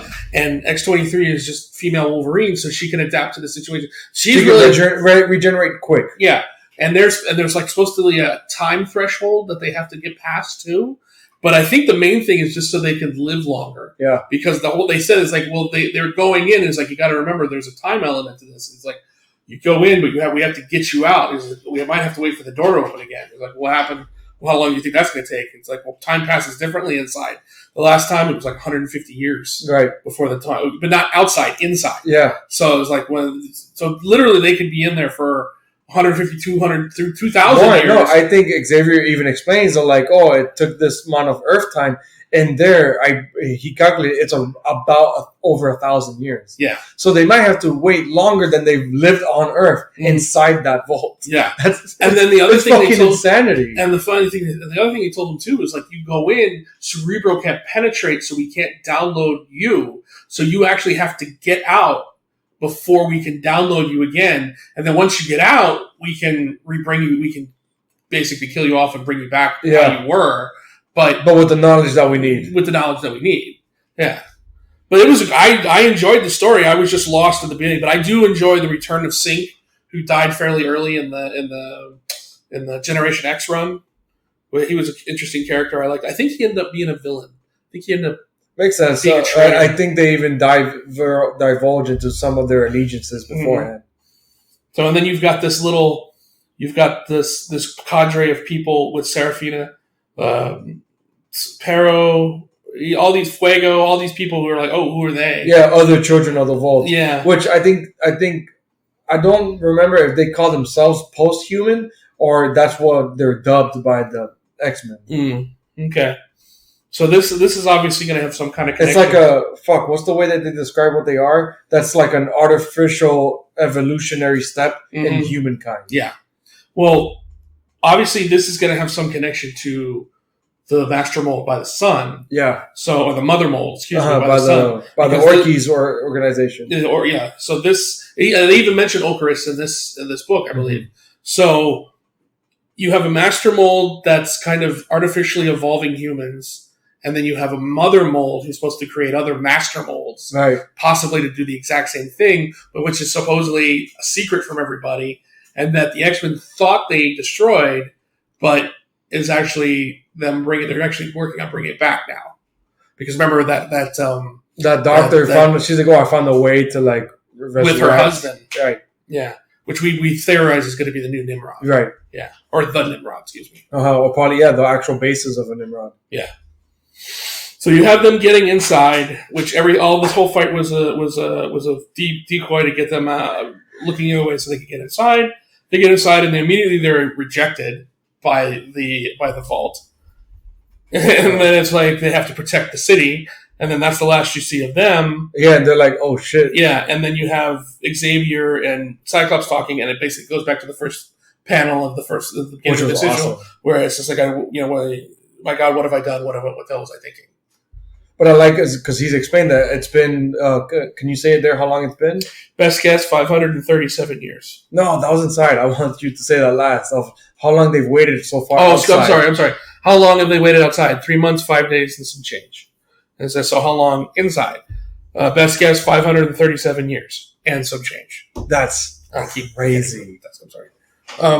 So it's like, my God, what have I done? What the hell, was I thinking? And then that's where the book ends. I fucking love this fucking book. I thought it was so fun. That's why I'm still on X-Men. I'm loving this X-Men book. I love X-Force book, the book. Yeah. Everything else. I just wish we got more of that because, like, in the first issue, we got that so much. And then we jumped around. I think that was actually the second issue because the first issue was a mission and then mostly the Summers family house. Mm-hmm. Right. And then, I don't know, everything after that was just like, oh, this thing happening over here. And then this other thing, I'm like, can we kind of just stick to one thing? Yeah, he seems to be jumping around, which is like, come on, move forward. Right, which is not very Hickman. Sidestepping everything. Right, which is not very Hickman, but at the same time, it is Hickman because he wants to give us a glimpse of what's going on a global scale. I had to go back to issue 4 because I thought I missed something in 4, and I'm like, well, 4 is just this whole meeting, so it's not in 4. The meeting was awesome. Yeah, the meeting was awesome. I'm not, So that's Joe, since you were not here, what did you think of X-Men number 5? It was amazing. Oh, amazing. I love X-Men. Every week. Yeah, great book. It was that X-Force was great too. Yeah, we just talked to X-Force. Yeah, I don't know if you want to have any thoughts on that one. Do you think she was exerting some kind of Phoenix powers? Yes. When she was destroyed those two things? Yeah. Okay. And I also believe Xavier was trying to be like a martyr. I believe he's like a Jesus type thing. Like I believe he wanted to die. That he needed the mutants for him to die. Oh, that's right. There was a thing about like an internal plot. Right. And He said, words could only go so far. I needed an event. Yeah. Something to push and motivate the mutants to keep them in line. Yeah, because he was worried that they might become not stagnant. What's the word? Complacent, right? That they might just like accept their new reality and just be like, okay, that's it, like whatever, without knowing the cost of what it took to get them there. So to me, it was like he basically sacrificed himself. But I took it as there's a small possibility that Xavier might have somehow orchestrated his own self-assassination. That's a possibility too. To give a and a hint of that is because a previous X-Force book, I think it was the number 5, I think it was, when they were killing off those people, Domino and Wolverine, they said that we don't know who it was, but someone hired us, and that they weren't engineered. Right. Yeah, but he said at the end of it, remember, Gene pushed him and he said the peacock tattoo. That's what it was. Right. And we don't. That's right. That's why I think that theory is so minuscule. I don't think it's that, but it's a small thing. Unless Xavier's playing both sides against the middle, and he's the peacock tattoo. I mean, there could be an end game in the sense of, since he knows that, let's say they eventually lose or humans lose, to play both sides would kind of work to his benefit. I'm thinking in the sense of, kind of like Sidious of Palpatine. He's creating his own villains so that he can push the mutants further into the agenda that he needs them to go to win. Right. Because the only way he can see them winning is becoming more than what the humans, and like you say, become complacent in their stances like mutants always do. They're always looking for a point to rest. And now with Krakoa, they found a place where they can rest. And Xavier's like, we can't rest. We got to keep moving forward. Otherwise, we're still going to lose. Which is Wolverine's point, too, the whole time. Wolverine's like, why are we just here complacent? And Wolverine wants to... I also love Beast. Mm-hmm. We saw a little bit of Dark Beast. Well, that's what we were talking about. That's his downfall, is that he thinks he's right. He thinks he's always right, and he always causes his own problems. That beginning monologue with Beast was amazing. But yeah, X-Force was great. And X-Men 5. Correct. Both books are. So, moving on, we got 2 episodes of The Outsider to kind of discuss. We could not a whole lot was going on in those, so I thought those were the most boring. I thought 5 was so boring. Okay, so nothing happened in 5. Well, you got a little bit, not really much happened in that book. Or movie, rather. Episode. Sorry, Sure. True. So, Joe, do you know what we're talking about? The Outsider on HBO? No, but I do want to start it, because Justin was talking really good. I'd hold off because, first 2 episodes, I'd say, yes, it's amazing. After 3, 4, and now 5, I'm like, I kind of don't know if I would recommend it because it's hit this lull that I'm like, I don't know. I'm still in on it. I still like the characters. I still love the mystery. I still love the direction. I love the cinematography. I'm liking a lot of it, but it needs to end well for me to give it my gold stamp of approval to even recommend to someone. You. Ironically, I'm still on board. I dig the character that they've introduced. This kind of this woman who is sort of autistic in a way. She's a savant, but the way she's investigating this, I'm kind of digging. Okay. So, and I like how she's making the connections between this murder, the murder in their town in Cherokee City, with the murder in Dayton, and then the murder in New York. How they're all she's starting to tie it together, and then how she's like, I was confused at the beginning of not the beginning, but in the last episode, episode 4, when she was talking to the girl in the prison, and she was like, she said, I blew him off. I'm not even into guys. And then they kind of flash back. It took me a second to realize, oh, that's the thing. Yeah. Val and I have just dubbed it the Shapeshifter, just to have a point of reference. Because since we're now in episode 4 or 5, and it's getting really frustrating. I'm like, okay, I don't want the answers to be blurted out to me, but I kind of want someone to have figured something out by now because we're already halfway done. But what I like is the scene in the kitchen with the guy with the shapeshifter where he's telling the wife to Ralph. Damn it, Ralph's wife. Ralph, sorry, yeah, Mayor Whittingham.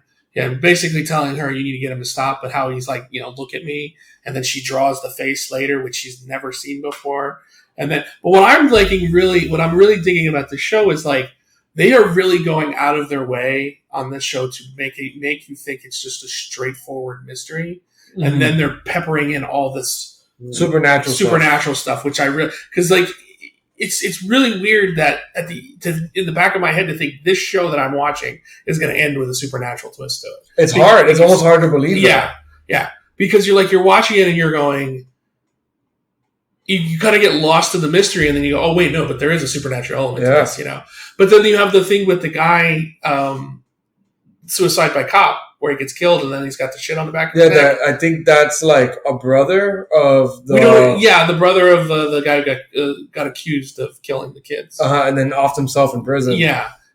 That's why I was like, Joe, like shit is dark. People are offing themselves, getting killed and drug overdoses. Like it's such a gritty, realistic murder mystery. But then you're seeing glimpses of like, wait, there's something weird and supernatural happening. But it's so much little flourishes of like, like to Justin's point, like you constantly have to remind yourself, wait, this might end in a supernatural element. You have to remind you, like you say. But the thing is, my wife picked up on early. I didn't pick up on this, but my wife picked up on this real early. Is that not only is whatever this is killing people and eating them, but he sticks around and feeds off the sorrow. He doesn't just kill like kids; he wipes out entire families because they start investigating, and you find that because in the beginning he killed like whatever this is, killed the kid in the forest, and then the mother has a heart attack because she's so distraught. And then the mother dies, and then her older son gets pissed and tries to shoot the guy that they have in custody, and he gets killed, and he dies. And then the father, who's now the only one left, hangs himself, and he dies. Yeah. So that whole family is wiped out by that one incident.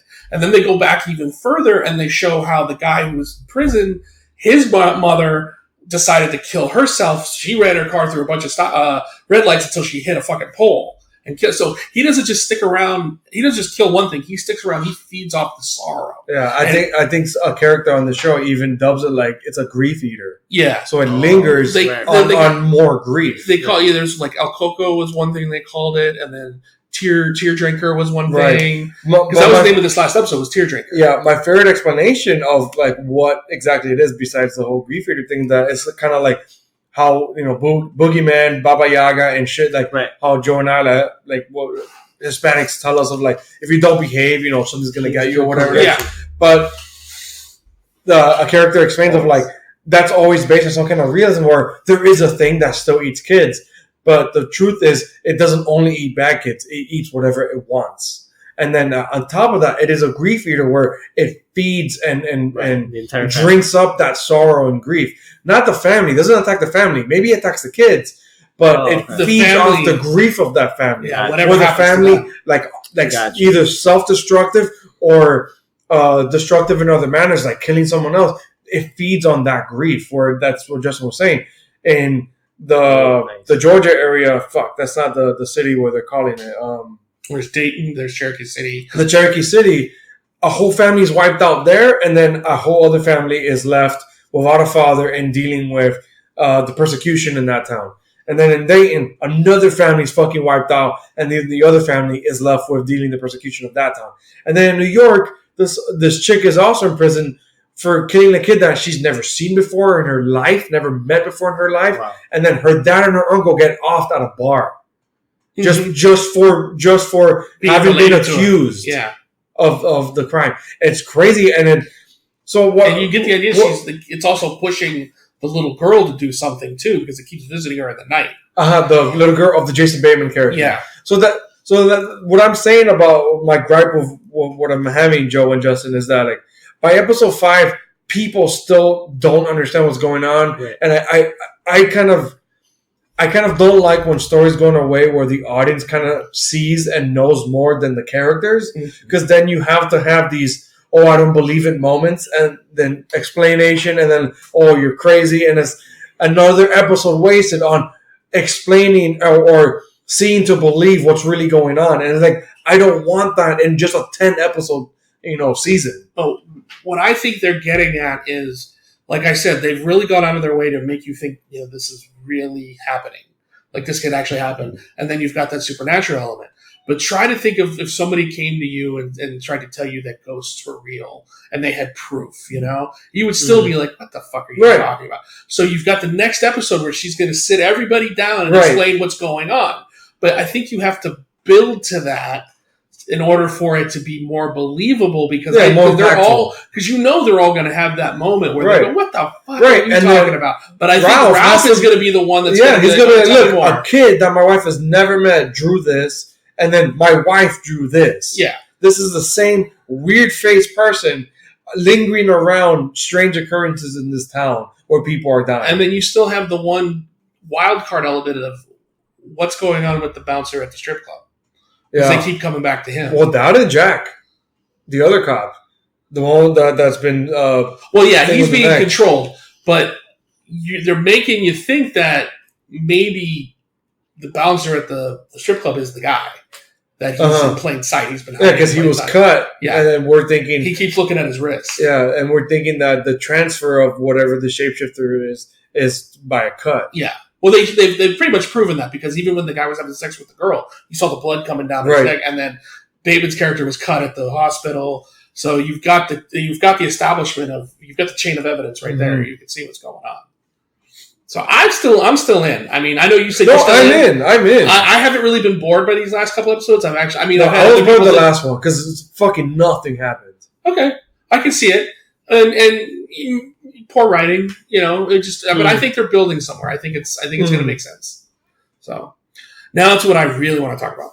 You tell Joe, are you on Picard? No. Have you said, damn, man, why not? I need to know, why aren't you on Picard? Are you just not a Trekkie? He's just not a Star Trek. I wanted to try it. Well, we haven't tried it. Time. Oh, okay, that's understandable. You got me there. It's time.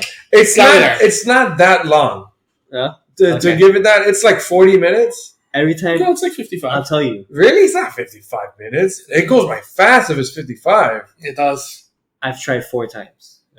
I couldn't. You tried the premiere 4 times? No. I tried. I'm gonna go see it. And then I guess I. I've never hit play. No, hasn't happened yet. Okay. But I'm like, when you get a moment, when you get a chance. No, I'm like, I have a chance later, and then it goes away. I'm just curious to say what you think of it because you are not a Trekkie at all. Correct. No. So there's going to be shit on the show. There's going to be shit on the show. You're going to be like, but I read that it doesn't matter. I could go in. No, you can't. 100%. You can't. Right. I'm in the middle because I am a fan. I do remember the series, but it was so long ago. I don't remember the references. I don't watch Next Generation though, a lot of it. Oh, you did? Yeah. So this will actually be familiar to you then. So okay. See, for me, I watched the original series. I watched Next Generation. I've watched a bunch of Next Generation over and over and over again. I still haven't seen all of Next Generation, but I've seen enough of it over and over and over and over again that I have a lot. And plus, I've read a lot and done a lot of research and stuff on that. Plus, I love Deep Space Nine. Deep Space Nine is my favorite. But this show is really going in a direction that I'm really, really excited about. I'm really happy about. This episode is him dealing more with the fallout of Dodge being destroyed and him doing more research to find the other android. Specifically to the point where he goes to Starfleet to ask for a ship and a small crew so he could go out and find Maddox, who is the guy who became friends with Data and who created these 2 new androids. And he's retired, right? We don't know what's happened to Maddox. He disappeared. Maddox disappeared. Talking about Picard. He's retired. Yes. Right, okay. He left Starfleet in disgust because he wanted to go save the Romulans during the supernova that destroyed their world. And in the android uprising happened and destroyed all the ships that was supposed to go out. He was supposed to go out there with. And when they destroyed the ships, Starfleet just abandoned it. It was like, we're not going to go help them. And Starfleet and Picard's like, we have to help them. They're hurt. He's like, they're Romulans. We don't care. Because they've always had a long-standing feud with the Romulans. And then it's finally vaguely explained here that the rest of the Federation is like other species, and they were out they voted against helping the Romulans. Well, 14 species in the Federation said that we're going to pull out of the Federation if you go do this. Right. And they were like, we can't do that. But that doesn't make any sense to me. I'm hoping they get more of an explanation because the Federation is made up of over 1,000 species. What does 14 have to do with anything? Unless it's 14 of the bigger ones, but I don't see I took it as like 14 the Klingons empires. and the Vulcans. Right, but I think of like the empires, not just like planets or Klingons just part of the Federation. Vulcans are part of the Federation. Yeah, Vulcans. So but I like how we get more of like the Romulans on this reclamation site, which is the Borg cube. Mhm. I like And how we they're- get more of that. they're deconstructing Borg drones there Right. and Oh, deconstructing the that was the cube. super freaky. Yeah, they're taking them apart. And then you have or Soji, who's the twin, who actually has like a care for the drones. They're the Romulans there. They're just like, screw them, they're gonna die. What did she speak? She spoke to one, and Whatever language that species was, I don't know. I didn't of what the catch it. Borg thing was. Yeah, But that's weird because they said that it was unknown. So how did she know what to speak to? That I You know what I mean? And it didn't sound Romulan because like I've heard the way they speak Romulan Mhm. and like it sounded different. Unless maybe it was Romulan, but I don't think she knows Romulan. Well, she's on a Romulan reclamation, so I would think she'd have to know Romulan to be there. True, I don't know. But then you've got the spy who's there, and you find out more about what's going on with him. And then you have That he's in cahoots with two people from from Starfleet. Federation, yeah. Because there's a Federation, there's two Federation, there's two Romulan spies in Federation. One's a Commodore, who's That's is a crazy. Vulcan, who might be a Romulan disguised as a Vulcan. I think they even said so as much. Yeah, and then you have another one that's disguised as human, and then is actually a Romulan too, because he even makes fun of her for her round ears. Yeah, But you the have- makeup. Because It's but funny. you get a little bit more of the backstory because you get there's within the Romulan Empire there was a secret police called the Tal Shiar, and they were basically like anything that happens within the Romulan Empire, the Tal Shiar knew about it. Okay, They were They like were the the enforcers. They They're didn't bas- say as much as like they were like the military police. they're the SS of the Romulan Empire. If the Romulan Empire is the Nazis, they are the SS. Okay, so not to make that because Right, I hate right. to make that an analogy, but that's the analogy. Right. Well, you find out in this episode that the Tal Shiar is not the most scary thing that the Romulans produce. In fact, that there was actually the Tal Shiar was actually a mask that a deeper organization wore. Hydra, basically. Yeah, which is called Satvash, which literally means the dead, which are the only true secret keepers. And you find out that the Zatvash have a deep hatred of artificial beings. Okay. Okay, why we don't know. It doesn't really make it, but they even illustrate it by like every time you see Romulan technology, it's basically very. It only needs to be advanced to a certain point. Yeah, it's very crude. It's crude, but they're also advanced in other ways because Romulan ships use artificial black holes as their workhorse. I mean, they have the technology to create quantum singularities. You have the technology that she used to scan the room, and they're like, "Yeah, but that's unreliable." I was like, "Yeah, that's what we wanted you to believe." Yeah. It's like, but it still scanned the room and was able to tell them what exactly happened in that room. And then also have the technology to erase whatever happened in that room, which was okay. You've just being introduced to a technology that we've never seen before, and the Romulans are so advanced. Not only do they create that technology, but they have a way of deterring that technology. So I don't know. I like how it has become a character study on top of this cool mystery that you were Mhm. saying, and incredible conspiracy that's being unraveled in front of us, and only by the second episode, it's like, cool. What the fuck is happening? I want to know more. That's Mhm. awesome. But on top of that, it is really a character study of someone, and I liked how crudely deconstructed it was by that admiral that refused him. Mhm. Well, she's like, in your hubris, you sad little old man, coming here using your reputation as like ammo and requesting something. You're just a demented old man wanting to be relevant again. Yeah. And I was like, wow. like And what a really cool upset at meta- him, especially right. for that hollow. It's such a cool meta commentary of the show in general. This revival of this character. Mhm. It's like, what are you doing? Why are you gonna make us? How are you gonna make us care? And it's this mystery. But on top of that, it's like, yeah, but we also self-aware enough that like it's a character trying to bring back relevance. Mhm. And it's like, wow, that's awesome.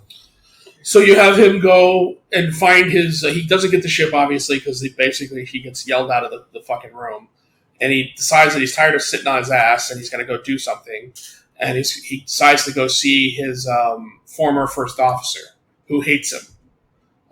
But he goes, and in the middle of the argument, you have both the Romulans that are staying with him. They're telling him, like, "You can't go anywhere. What are you talking about?" Laris and Zaban. Yeah, but then you also have the beginnings of the aromatic syndrome that I mentioned, because Yes, remember the doctor the comes doctor and says you have something in your parietal lobe, which refers back to All Good Things, the last episode of the Next Generation, Right. where he had the aromatic syndrome and started at the parietal lobe. So we have the beginnings of that. So they didn't forget about that and decide not to talk about it. And They were for actually sure, it's including it. terminal. He's like, oh, hopefully, you have that look in your face, like I guess the sense of adventure. He goes, hopefully, whatever it is, it kills you before this does. Mm-hmm. So my theory, and this is very, very basic based off of the 2 episodes I've watched, my theory is that the reason why the Romulans have such a deep hatred for artificial intelligence is that they were actually the first people to encounter the Borg. Okay. There's a line in the first episode with the Borg where Q snaps them over to the Delta Quadrant and they encounter the Borg for the first time. And they decide to investigate while they're there. And they start scanning planets. And when they scan the planets, Data makes a comment and says, it's like the cities have been scooped. The roads are also there, but it's like all the technology in the cities have just been scooped off the surface of the planet. He says it's very similar to the planets that we were finding along the neutral zone back in our quadrant. Now, the neutral zone is the separation between Federation space and Romulan space. Right. Okay.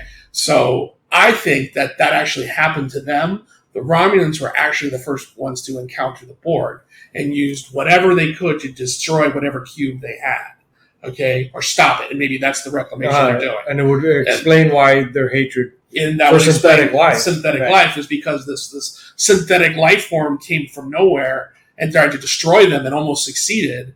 And it's not too far. And they're so secretive that they never told anybody. And it's not so out of the realm to believe that they could have stopped them because the Federation stopped them by themselves. Granted, they had Data and Picard to help, but still, they found a way.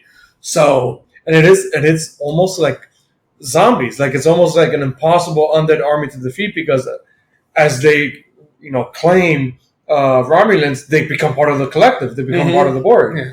I think the scariest interpretation of the Borg is probably in First Contact because that was where they introduced the idea of them being stabbed with the little tubules and getting injected with Borg nanotechnology.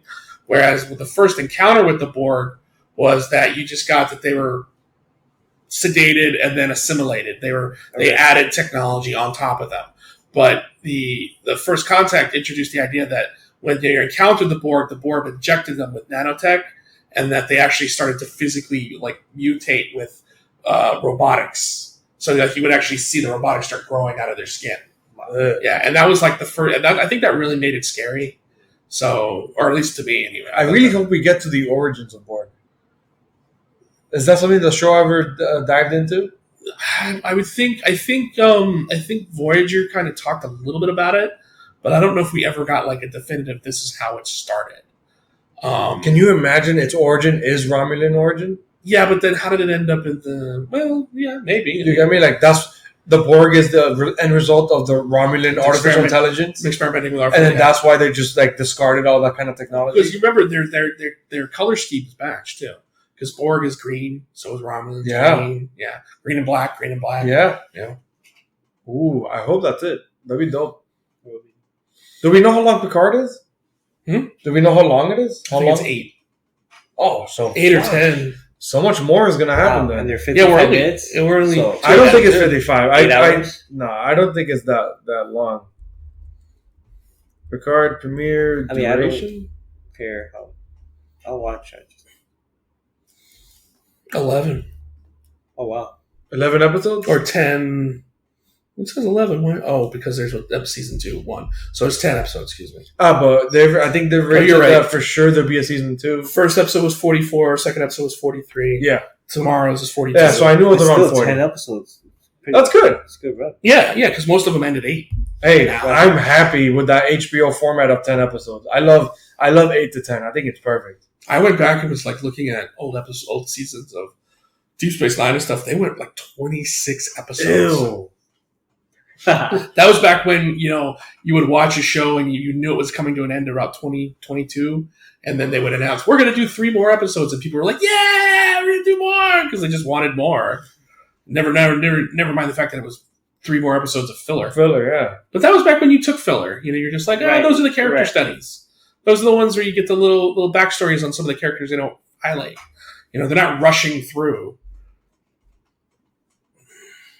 But yeah, that's it. That's Picard episode 2. I can't wait for more, man. I told you, this is the show I've been waiting for. I'm so excited. I can't wait for him to get into space. I really hope we get more with Data. I'm hoping that maybe the next episode is when we finally see Troy and Riker. I can't wait to see 7. I want to see how she fits in, and Hugh. I want to see how they fit into it. But more than anything, I want to, and it's not going to happen this season, but I want to see Worf and I want to see Geordi. He was referenced already. He was referenced, but they and already, LaForge. LaForge, yeah. Neither one of them are going to be on this season. I hope they bring him back for next season because they've already got Whoopi Goldberg for Guinan. She's already said yes. But Sir Patrick Stewart already said, he's like, we don't want this to just be a retread of reuniting the next generation. I know they don't have to come together all at once, but you can definitely do it to where like come in an episode, have do a thing or two. They're going to have to eventually come to Geordi at some point because he was on Utopia Planitia when at least he was there building the ships that were supposed to be used for the rest. So he was there for some of that. Right. So he's probably going to have some knowledge of what happened with the AIs. Worf, I just want to see as like a captain of his own ship, just kind of come in and come and go out, like safe. Well, he would be an admiral this time. I don't know if Worf would ever make it to admiral. I think Worf would leave Starfleet before he became an admiral. Damn. Go back to the Klingons. I don't think that'd Worf's, be cool. Maybe a part of the imagine a Klingon council or something. Yeah, I don't think Worf's got the temperament to be an admiral. I think captain is a reach in Starfleet. Yeah, we're in there. Yeah, I think we've brought it to a close. We didn't even cross 2 hours this time. That's pretty good. Thank God. Yeah, we've been going over. That's what Nicole's saying. Really? Wait, how long did you guys go? I ain't fucking listening to that shit. All right. Well, as always, listen to us on wherever you can get podcasts. Let us know Apple what you think. Music, Stitcher, iHeartRadio, Google, Pandora. Really, Pandora? I didn't know. No, wait a minute. What was the other one? Stitcher, iHeartRadio, Podbean. Podbean. I thought I submitted it to Pandora. Did I submit to Pandora? What's the other one? Spotify. I submitted to Spotify. We are on there. That's where we mostly share it from, actually. And YouTube. So hit subscribe, hit that like. Yeah, we are actually on YouTube now. It's just an audio. Follow us on all that. Yeah. Instagram on Pod. Oh my God. Rogue Nation Pod. Rogue Nation Pod. Let us know what you think. Come on, we need some feedback. If you want pictures of what we're talking about, let us know. Yeah. Just give us something so we can move forward and have a better show for you guys. Give us your favorites. Tell us what comics we're missing out on. Yeah, let us know that. Let us know if we're missing out on some movies or some TV.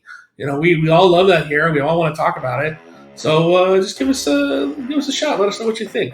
And give us a list next week. We'll be a little bit more in depth with comics next week. We really went over with the most anticipated, which I thought was really fun. Yeah, this the beginning of this episode. I actually want to get George's next. Yeah. We've got to see if we can get George in on next week's. But as always, give us a listen. Let us know, and this is the way. This is the way.